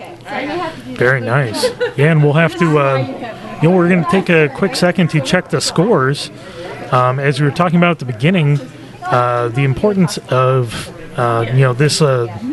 these games tonight, both on the Sheet C, our feature game between Team Pulley from New York and Team Jukic from Minnesota. Winner gets into the playoffs, but the team that loses, there is an opportunity to go into a tiebreaker game tomorrow, and the game that's consequential for that is Team Workin versus Team Falco, North Dakota versus Colorado over on Sheet B. And it looks like Team Workin took a 5 in the 5th end to go up 6-5. Yeah, I think if Falco loses, then you'd have teams in at 4 and 3 clean, would you not? Yes, so basically Falco has to win, and then there will be a tiebreaker. Yeah. And So if they were on their way to that until they let the 5 slip out of the bag in the 5th end. Yeah, there's a bit of a surprise. They were up 5-1 before that. And then a quick update for the other sheets. Team Maxey from Arizona is up 3-1 on Team Brundage from Illinois. And over on Sheet D, Team Rowe is down 2-4 against Brett Jackson from Michigan. So when going back and checking out the state here on Sheet C at the Rochester Curling Club, looks like Jukic is setting up for putting some center guard up. Yeah, they slipped deep again with lead stone, but now puts up the centerline guard that Caitlin Pulley is going to ignore and use the corner guard that Jason Scott put up with his first. He'll be asked to come around that, and certainly makes this. The opportunity for 2 is definitely out there early in the end. Yeah, and we're seeing a very corner guard go around the corner, put one in the house, put up a center guard. Yeah, I think the one mistake we've seen out of both teams is just being a little deep with stones. This one is going to hang around fine as long as it hangs around behind the corner guard. But a similar situation, going right to the back of the house there. Yeah, a little deeper than they would love to be shot with that top 8 foot. But early in the end, if you're buried behind the corner guard, it's not as critical where you are. Now Mellinger will try to answer that.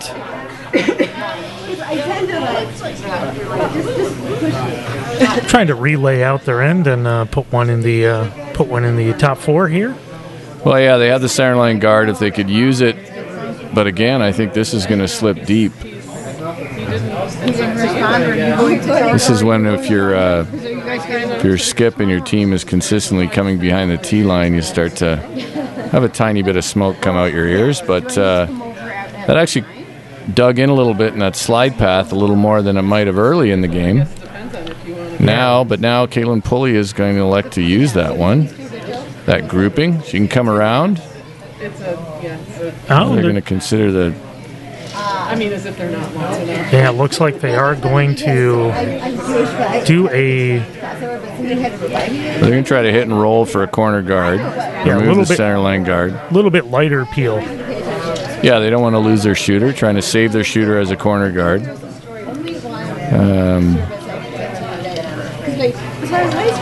Nothing wrong with either call. First call might have been more aggressive, and maybe the call to make when you're down 3-1, but nothing wrong with either call.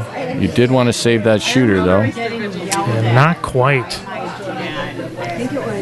They were on it a little early. They thought it was going to start curling, and then switched a little bit late to try and drag it over. So now Jukic will try to essentially guard this rock, these two rocks at the back, with a rock in the 12-foot.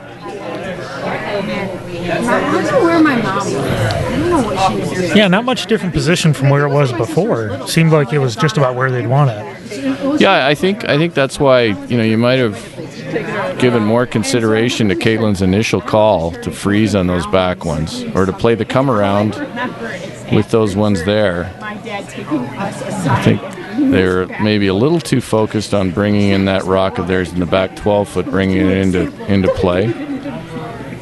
So, but that said, they can now play a hit and roll behind a corner.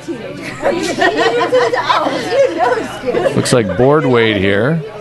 They seem to be struggling a little bit more than Team Jukic with where to put the broom and how to throw stones. Yep, so this will be, based on the signal, this will probably be, about control weight, a hair more than board. This looks like a little inside-out action on the release. Just a little bit, so now they're trying to make this one carve over. And it looks like we're going to get a very similar result to the first one. And it's going to roll out.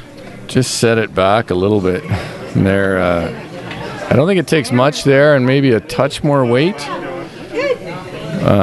It's interesting, you talk about is it the skip trying to put the broom in the right place, but at higher levels of curling, it's really the entire team needs to be somewhat, at least know as a thrower what rocks will do in certain spots, and adjust, make sure your throw is works with that spot on the ice. In other words, if it's a spot that doesn't curl much, you need to make sure that you don't set it out. Yeah, and it looks like they're catching a little bit of frustration on that, like you mentioned right now.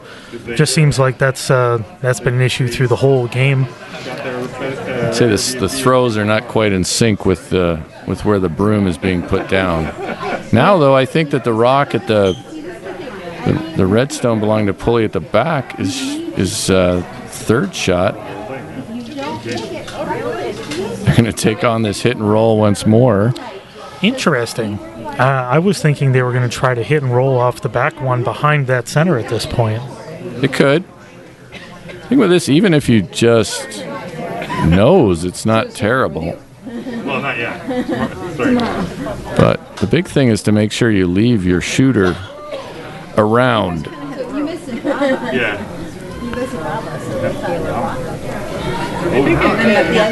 Now this rock, can they get it to curl a little bit? They'd like to get, so they get the nose. So that one curls more than they expected. They would have liked to get a little action on those stones in the back 4 foot. Yeah, and that's again, we're just missing those that inch on the wrong side right now. Yeah, definitely on the wrong side of the inch there right now. Now, and this gives Lexi Lanigan a chance to draw one probably right into the top 4. Full credit, though, to Team Jukic, you have to add, because they have, except for one end, they have consistently applied pressure. Yeah, and when we're saying that Team Pulley's on the wrong side of the inch, Team Jukic has been consistently making shots. This is going to slip a little too deep as well, though. And now there's certainly rocks in the back to use. Yeah, it looks like they're going to go for the... They talked about the run back, but I think at this point, down 3-1, playing 6. Oh, and they are going to go for the straight run. I'd be... I think I would consider playing down to those blue stones behind the tee line a little more than this, but now this rock has some curling to do. What you can't afford to do is peel your own out here. Yeah, and it's moving really late. That held all the way down and going to straight peel it. They're really frustrated with that path, and at some point, I think you have to say, well, we can't make anything with this path. Why don't we play this in-turn draw? Plus, those rocks at the back in the back of the house are only to the benefit of Team Pulley right now. Now, though, Jukic has a real opportunity to apply pressure. Absolutely. So if this were you, would you want to put it in the house, maybe top 8, or would you want to throw a actual guard? Well, I think you want it tight enough that you're at least making that freeze into the button difficult, right? You could freeze in yourself here too. So, yeah, I was kind of thinking maybe, ending up a hair on the, from the thrower side on the left hand to the center, maybe full 8, preventing that freeze underneath. Yeah, I mean, you at least want to make the freeze difficult. Depending on what the score was, if you were maybe up a little more, you might just lock right on it. This looks pretty good, though. He's going to be just top 8, I think. Yeah, and that's just about exactly where he just talked 8. About it. We're having this conversation. Now, if you're Jukic, you're feeling really good about a force at worst and maybe a steal. Now, Caitlin Pulley is going to try this draw in. She's going to play with the out turn, which has been a challenging turn for them this entire end. So, they're out there. see how they can adjust. And it looks like, they're going to go for the freeze now. Yeah, so now they're going to try to freeze in there. Certainly, I mean, I think... I have it on when I'm not drinking. It's like, then I was kind of doing the same. You could try the double or the triple or even the quad, but this is probably your better path to score 2, which Pulley definitely needs here. They need 2. 6th end, 8 end games. Oh, yes, well, absolutely. And I will know that. And if they came off, All right, so here we go. Out-turn freeze, trying to find a way to salvage 2 in this end. In a bit of trouble here, Caitlin Pulley. Yeah, this is a big shot for Rochester. It's been a struggle all end and trying to grab. And I think it's got the same problem that other stones down this path did. It's a little heavy and not curling much. Yeah, it looks like it's going to bounce off or miss everything. Jukic will leave that one. Now it's going to be difficult for Caitlin Pulley to score. Yeah, and at this point, they're going to block that draw to the button on the out turn side. Yeah, if you can guard in the rings, you could half tuck it behind the rock in the 8-foot and almost make it impossible for Caitlin to score. I'm not sure how they're going to score at all right now. No, if they get this anywhere close to the position that was called with Andy Jukic's last stone in this end, is pretty much no way to go except for like maybe the corner raise will be gone too. Exactly. So that draw's cut off by that red corner guard. You'd have to try to, I think, get enough of the button with the in-turn. Basically try to throw T-line and hope it warps in at the end. If this shot's made, otherwise the out-turn draw is still available. Absolutely. So big shot for Andy Jukic here in the 6th end. Certainly been a challenging path, this one, so we'll see how Jukic adjusts. I think the big thing is here, you don't want to jump to sweeping too early, and you definitely can't set it back and all that. He's got better line. Yeah, and I think looking at the release, they're very different releases. His rotation is a lot lower than what Caitlin's is. This is actually going to be really good, I think. Yeah, pretty much perfect. And that takes away the corner run. And he even nudged over the stone that was in the top 8-foot to make this in-turn draw even a fraction more difficult. Yeah, so Caitlin Pulley now really has nothing but to try to draw the side of the button. It's about a draw to an inch. Now, if she comes to the back, the other stone, I guess she would only give up 1, I think. Yeah, and it looks like the stone in the back of the 4-foot is just touching the 8, so I think if you catch all of the 4-foot, you'll get a point. But a very difficult shot coming up for Caitlin Pulley with her last skip shot here in the 6th. Important here for brushers just to think in their heads. They just need to try to put it on the tee line and hope that it warps in enough to get one or at least cut them down. But tough shot on its way. Oh, they're on this right away. The line's not terrible. Now a little on and off now. Line's pretty good. Now it's a matter of weight. Looks like they've got to go to get it there. Maybe no. Now it's close. It's close to a really good shot. It's coming real nice. Now it's got to warp in. Can it warp in enough? And what a shot by Caitlin Pulley. Now it's a question. I think it's one. Shot against 4. Draw against 4 to the side of the button made by Caitlin Pulley. Big shot to keep her team in this game. That's a gut check if you've ever seen one. The Rochester membership here just pretty excited about that one. Absolutely. Making the score 3-2. Jukic over Rochester going into the 7th end. Jukic with the hammer. So still a tough road even after that big shot. A tough road for Team New York to get a chance to win this game. Yeah, it can be a big lift though for you as a team. You know, the whole team can look at that and say, "Well, our skip just bailed us out," and sometimes that sparks the team a little bit to play a little better through the latter ends. So they'll need to do that. She didn't get a lot of help from her team in that end, Caitlin Pulley up front. Also, though, I think they were vexed by a particular path on the ice there. She was, and they were, the rest of her team. So, that said, though, that could have been the game. So that was a draw. That was game on the line, and big shot, 3-2 now.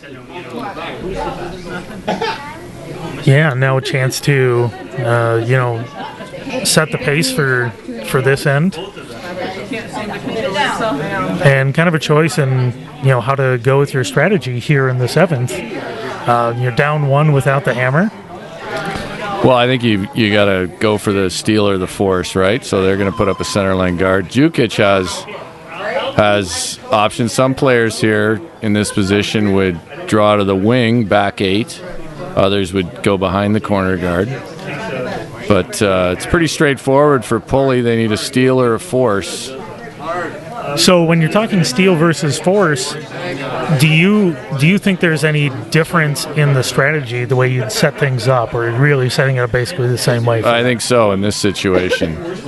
So Jukic now has actually called for a draw to the wings, but he called it in the top 12, which is a bit untraditional, a bit unusual.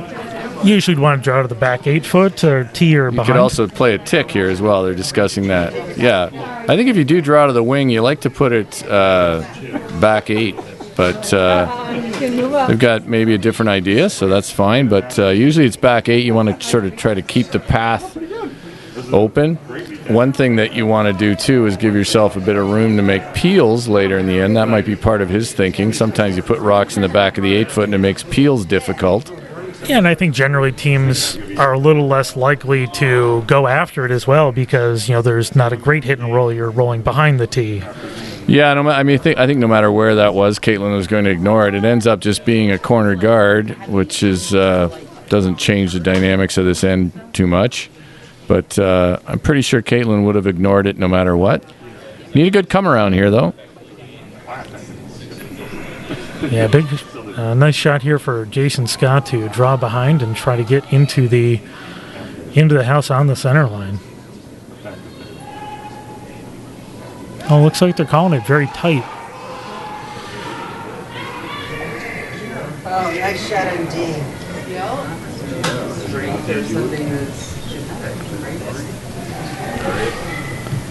And a really nice shot here by Jason Scott. Yeah, so he's around the guard, so now they have 2 guards. That's a great spot. I mean, you're basically got stacked up the center guards. Not an easy one either. You're trying to come around to the behind a guard. Yeah, and in those instances where you really want to go for a steal or a force, having those 2 guards up there now is a pretty positive position to be in. Yeah, I think they're going to throw one more, and then I think we'll see Mellinger bring the heat. I think from what I saw earlier, he can throw it hard, so I'm going to expect to see rocks flying on his. Yeah, and I think that's an example of when you have players who can throw those big peel weights. We see the double center guards played very often at the high competitive level when teams are throwing those big peels all the time. So some debate here whether to play the in-turn or the out-turn come-around, but Rebecca Andrew is going to be asked to play the out-turn come-around. So shot made over there, the come-around the corner guard by Sarah Lehman. Now Andrew trying to sink one. And this is the shot that could set the tone for the rest of the end by getting this sunk underneath right now. Yeah, I think no matter where it ends up, you're going to see Jukic start to go to work on those guards. He just looks like it's going to come up short. Now we'll see how well these striking bands hold up from the rock that people were concerned about earlier. There is actually a triple peel available. Yeah, so the one stone is the stone that's up top. So that's the one that Mellinger is going to be striking with a big peel weight coming up right now. Yeah, Mellinger throws the peel weight easily, so this is close. This is close. Wants to catch at least 2 stones, and he does. Gets rid of 2 and spills it across the top of his own stone out on the wing there. Great shot by Mellinger. Made sure he hit it on the right side. Definitely didn't want to cross that. So now they'll try to replace that guard. Team Pulley. Yeah, a little bit early to go underneath such a tight guard. Yeah, you're going to need 2 guards to steal here, I think. So, or to force. 2 outcomes they're trying to avoid. Team Pulley are giving up a 2 or a blank. Either one of those outcomes are not great for them.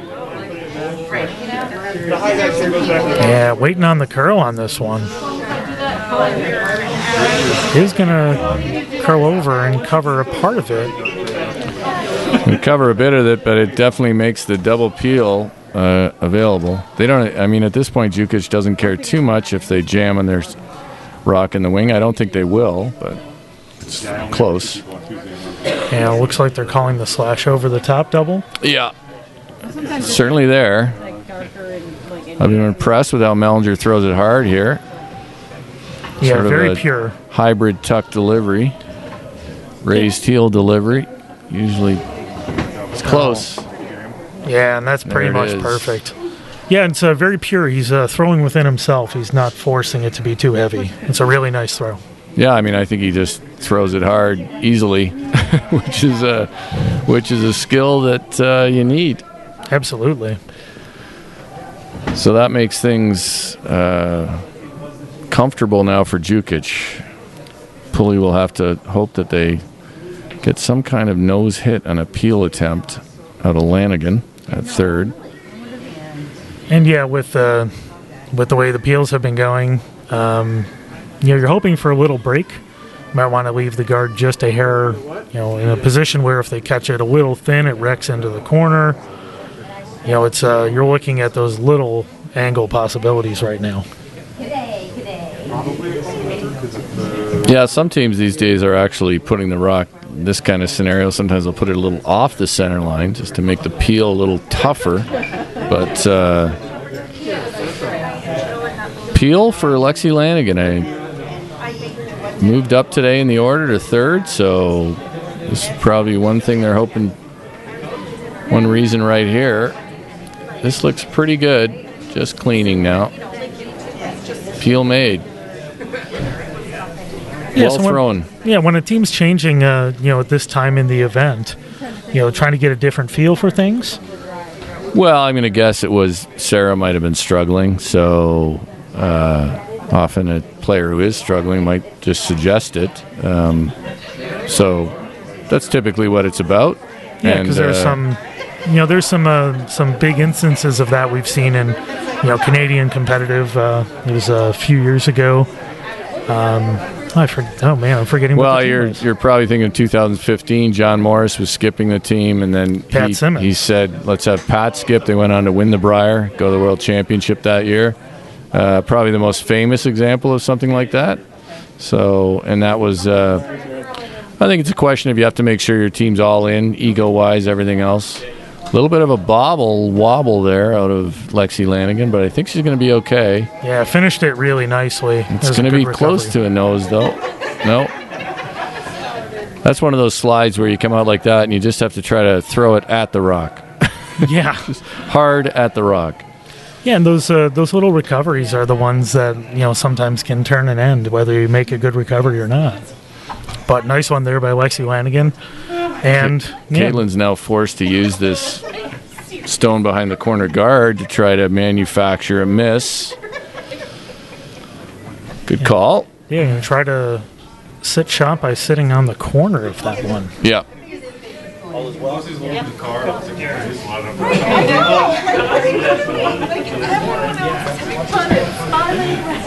She's had a great touch with her draw weight so far this game, Caitlin has.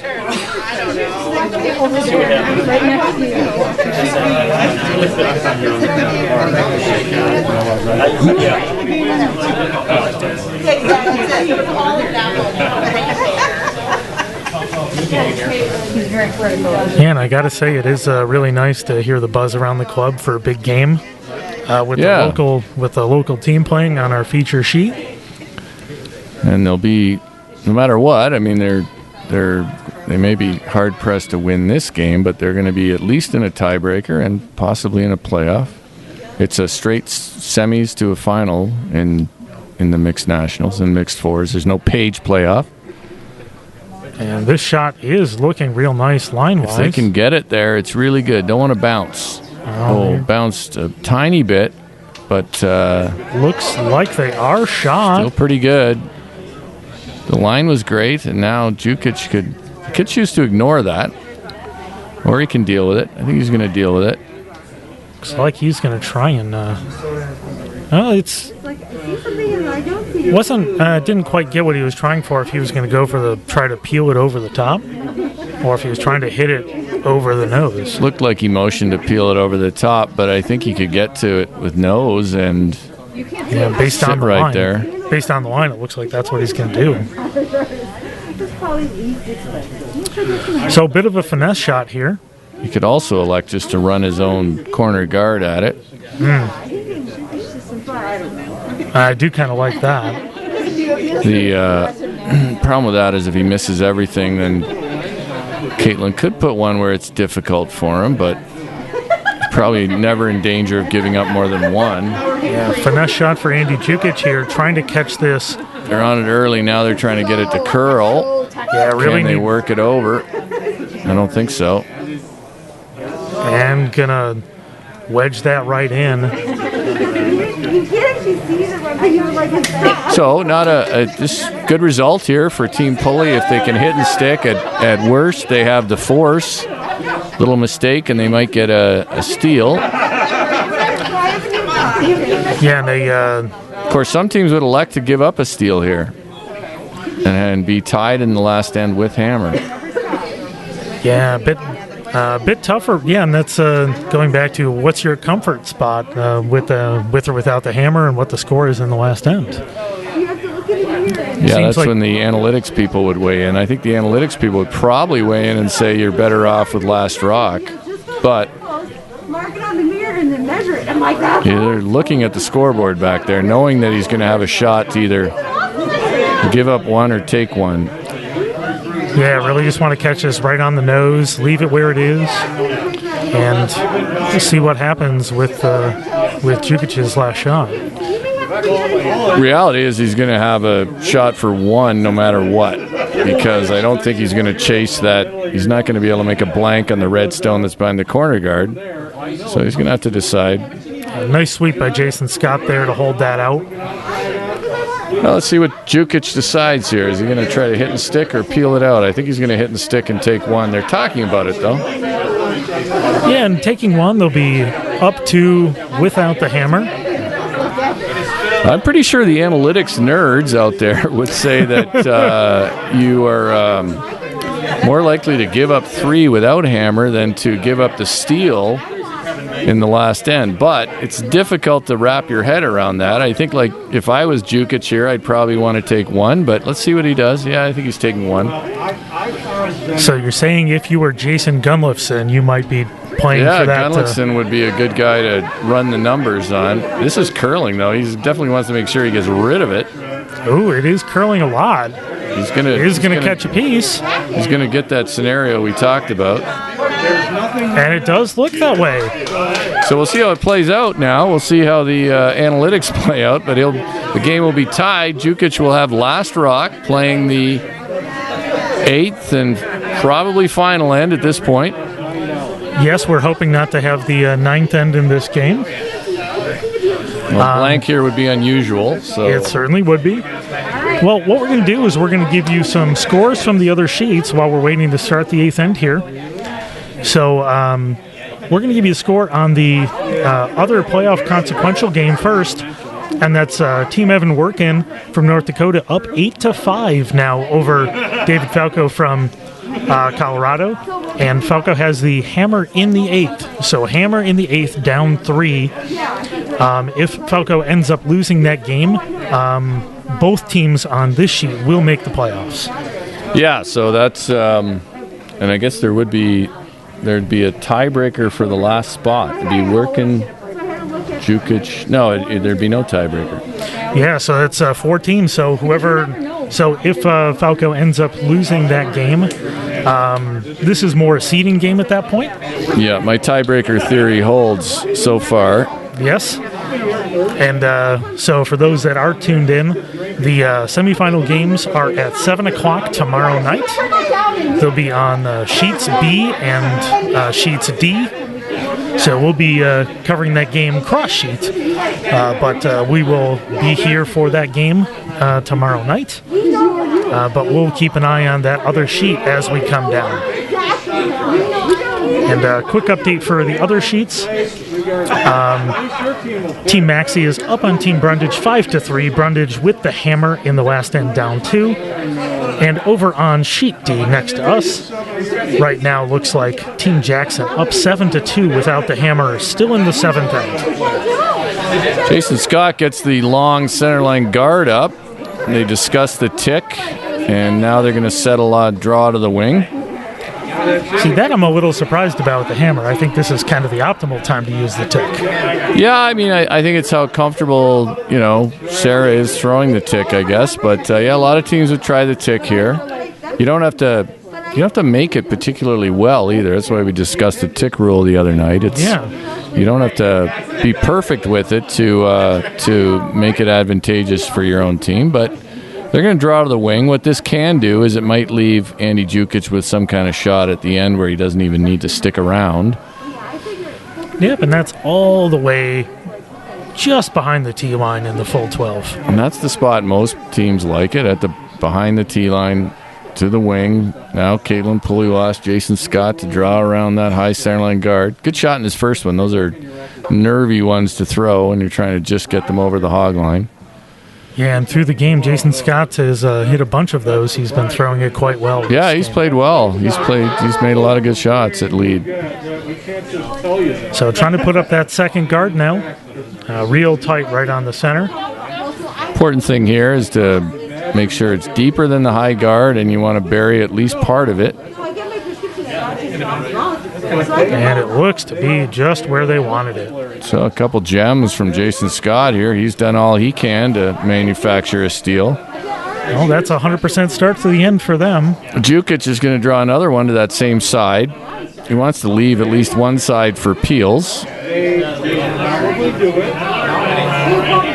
Yeah, there is like I said, a little bit of a surprise to me. I was expecting to start to try to move things around here or put one in the center. Yeah, well, I mean, he's got Mellinger peels well. He figures he might get a chance at a double peel. He's going to peel one on his first. So that rock settled into the back of the 8-foot as well. They get some kids. It's lots of banter between these teams. It's the mixed fours is maybe one of our more social national championships where teams genuinely have a bit of fun. They take it very seriously, but it's also a little more banter than you might see at some other events. Rebecca Andrew now she'll try to make this come around. You want to make this good, and then you're probably going to wind up protecting it for a while. Yeah, and we talk about putting this top four, and then those peels, need a couple shots probably to start digging that out. It's curling really nice. Now it's a question of how far can they get it. They got to get it to be shot, though. Oh, and they left it just a fraction too long. Maybe they were waiting for it to curl, though. They might have been a little fooled by how that rock came down at the end. So Mal Mellinger will go to work. We're going to see him coming right at us, see if he can get rid of some of these red guards. Thinks he can play the high one back. That's really close. Looks like it's going to straight peel over the top. Peel over the top, and now Team Pulley has a pair of staggered guards, essentially. The problem is they're going to have to get shot rock at some point, but lots of time for that. Yeah, not going to do that this early. Throw the high guard again. Yeah, they need to protect those two reds for now. So we'll see this probably for a few shots. Yeah, I'd say probably at least the next two, and then... Yeah, the key thing here for Rebecca Andrews is not to be deep. Need it just over. So Mellinger doesn't have an opportunity to make a play, run it back into those two stones. Weight looks close. Now is going to over curling just a bit. Looking real nice. It's a good shot. Nice sweep judgment. Everything turned out well there. A little bit easier double. It's a hair offset. Yeah. Still long, though. A lot of separation. On it early. Show up on some website somewhere and it looks like that fell a hair, and that will peel. I think they were just playing the straight peel on the long one. I mean, the right now they are shot, and Jukic is probably in his head thinking that if he has a draw to forfeit for the win, he'd be pretty comfortable with it. At some point, though, Team Pulley will come in here and close down that scoring area. Jeff Pulley now trying to replace that guard. Like I said, these aren't fun ones to throw. You have to get them just over. And, of course, the penalty if they're not over is they come off. So, yeah, not much forgiveness there. And this one does need to curl a lot. More importantly, I think it needs to slow down. Uh-oh. And this is looking like it's going to just You don't want to leave a lined-up double. A little fortunate in that. That said, this slash can get everything moving. Might be tough to get rid of the highest red stone. I think if you hit it just a hair on the low side coming from the outturn, I think you get all three. Whew. Maybe, yeah. It's just I don't know if you get enough action on those. I think they're trying to get. I mean, I think you can get the red off the center line, the top red, and get rid of both those reds, and probably move the red that's touching the center line now over a few feet, which would be good enough. Got to throw this pretty hard to do all that, though. Absolutely. Looks like Lexi slid a little tight, tried to feed it back. So Lexi Lanigan, big throw here. It's close to something good. So there's stuffs it as expected. Over curl a little more than they wanted it to. Yeah, I think on the high side there, that was almost definitely going to happen. And now giving... That said, those staggered stones were doing them no favors, so they're happy to get rid of those. Now we're back almost to the scenario of the start of the end, Chris. Yeah, and it looks like what they're going to... It looks like they are throwing the guard again. Yeah, they're playing another high guard. So the assumption is that they're going to go under with... I mean, they would love to probably go under with Caitlin's last. Yeah, it's a bit of cat and mouse here, is when do you do that? And is there a time when Jukic considers coming in first? That's another question. But now, though, with this one, they're trying to make it curl a little bit. Should be good enough. Jukic is going to consider it. And they're going to try to... There is certainly a double peel available there now. I was thinking maybe just peeling the tight one, leaving them a really open forefoot. Yeah, I mean, that guard didn't get to center line, so... And I think that's the positive play. And it looks like that's a really nice throw by Lexi Lanigan. Oh, yeah. That's as good as it So gets. peel made. So what this leaves now is even if Caitlin draws fully underneath here, You don't want to break a stone now. that they'll be able to go lightweight at it. Well, I mean, she could also this doesn't have to be the winner. I mean, she could make this.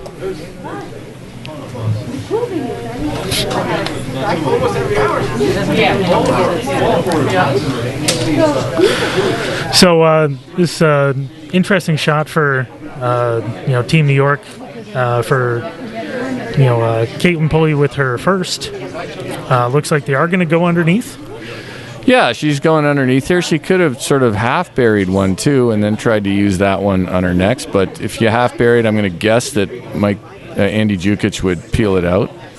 So she's going to try to make a good one here. Yeah, with the position of guard, I think this makes the most sense. Based on everything currently, it looks like these would be some of those classic last shots with something buried or half buried, trying to dig something out. Yeah, I mean, then the nice thing for Jukic is if it is available with a hit, he doesn't even have to stick around. He's got two over in the side there. It looks like Evan Workin has defeated David Falco, so that's going to end the run for the Colorado team and leave Workin at the top of the standings. Now, can this rock curl enough just to get there? It's trying to warp over now. Just a touch buried, if any. Jukic can still see all of that. So I imagine at this point they're trying to just hit this one. You like hitting it right on the nose there, Dean? I don't think so. I don't think you'd want to hit it. I think I'd like to roll a little bit open or even roll out, to be honest. But I don't think you want to hit it right on the nose because then I imagine Caitlin comes around both those stones with the in-turn. And if you roll a little bit open, she has to deal with it a little bit more, and it's not helping her. I think if you hit it right in the nose, it actually becomes an opportunity for Caitlin Pulley. On it early. And it's not curling yet. It looked a bit like they were on it early, even though it looked a bit like a little inside-out release. It does look like it's hanging. And have enough to move it out far enough. It does. Team Pulley is going to use their last time out. I don't think it's about discussing the shot. It's just to make sure they have enough time to finish the game. Yeah, both teams plenty of time. 2:14 for the New York team, and still 4 minutes for. I mean, the nice thing for Caitlin Pulley is she's throwing the same shot, so she can make a bit of an adjustment, maybe bury more of it. She can touch the forefoot, be fully buried, and force Mike Jukic to draw the forefoot for the win, and he'll be drawing against the loss, which is always something you like to do in this situation. Make somebody else throw against the loss. Yeah, it's a nice throw to try and grab a higher playoff seed here for Team Pulley with Caitlin's last shot here in the 8th. Looks to me like Team Brundage won their game as well, so they'll be at 6-2. I think. Yeah, I can't tell right now. Well, shot away for Caitlin Pulley with her last shot in the 8th. Such a tough spot here. They're trying to get it to curl. Still got a long way to. Starts to make a move now, but it's running real straight and a little bit like heavy. Now they probably need to try to bury it just a bit, but they need to be shot. I think that might slide too far. It's real close. I think that's it. Yeah, slides a bit too far. So that'll be a win for Minnesota Team Jukic. So the final standings now will go how, Chris? Yeah, so Team Workin finishing up 6-1 at the first position.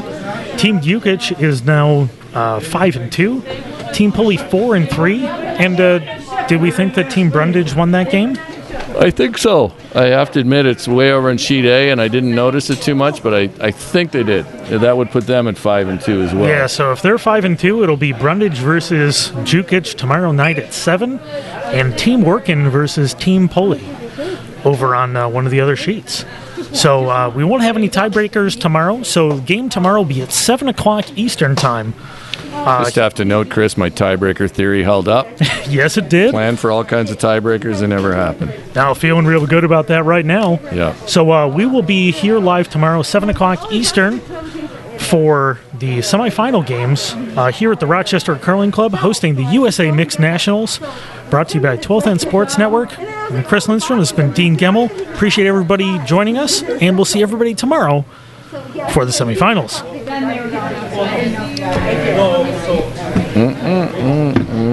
Thanks, Chris. Well, it was one blue, but then they took them out the last one.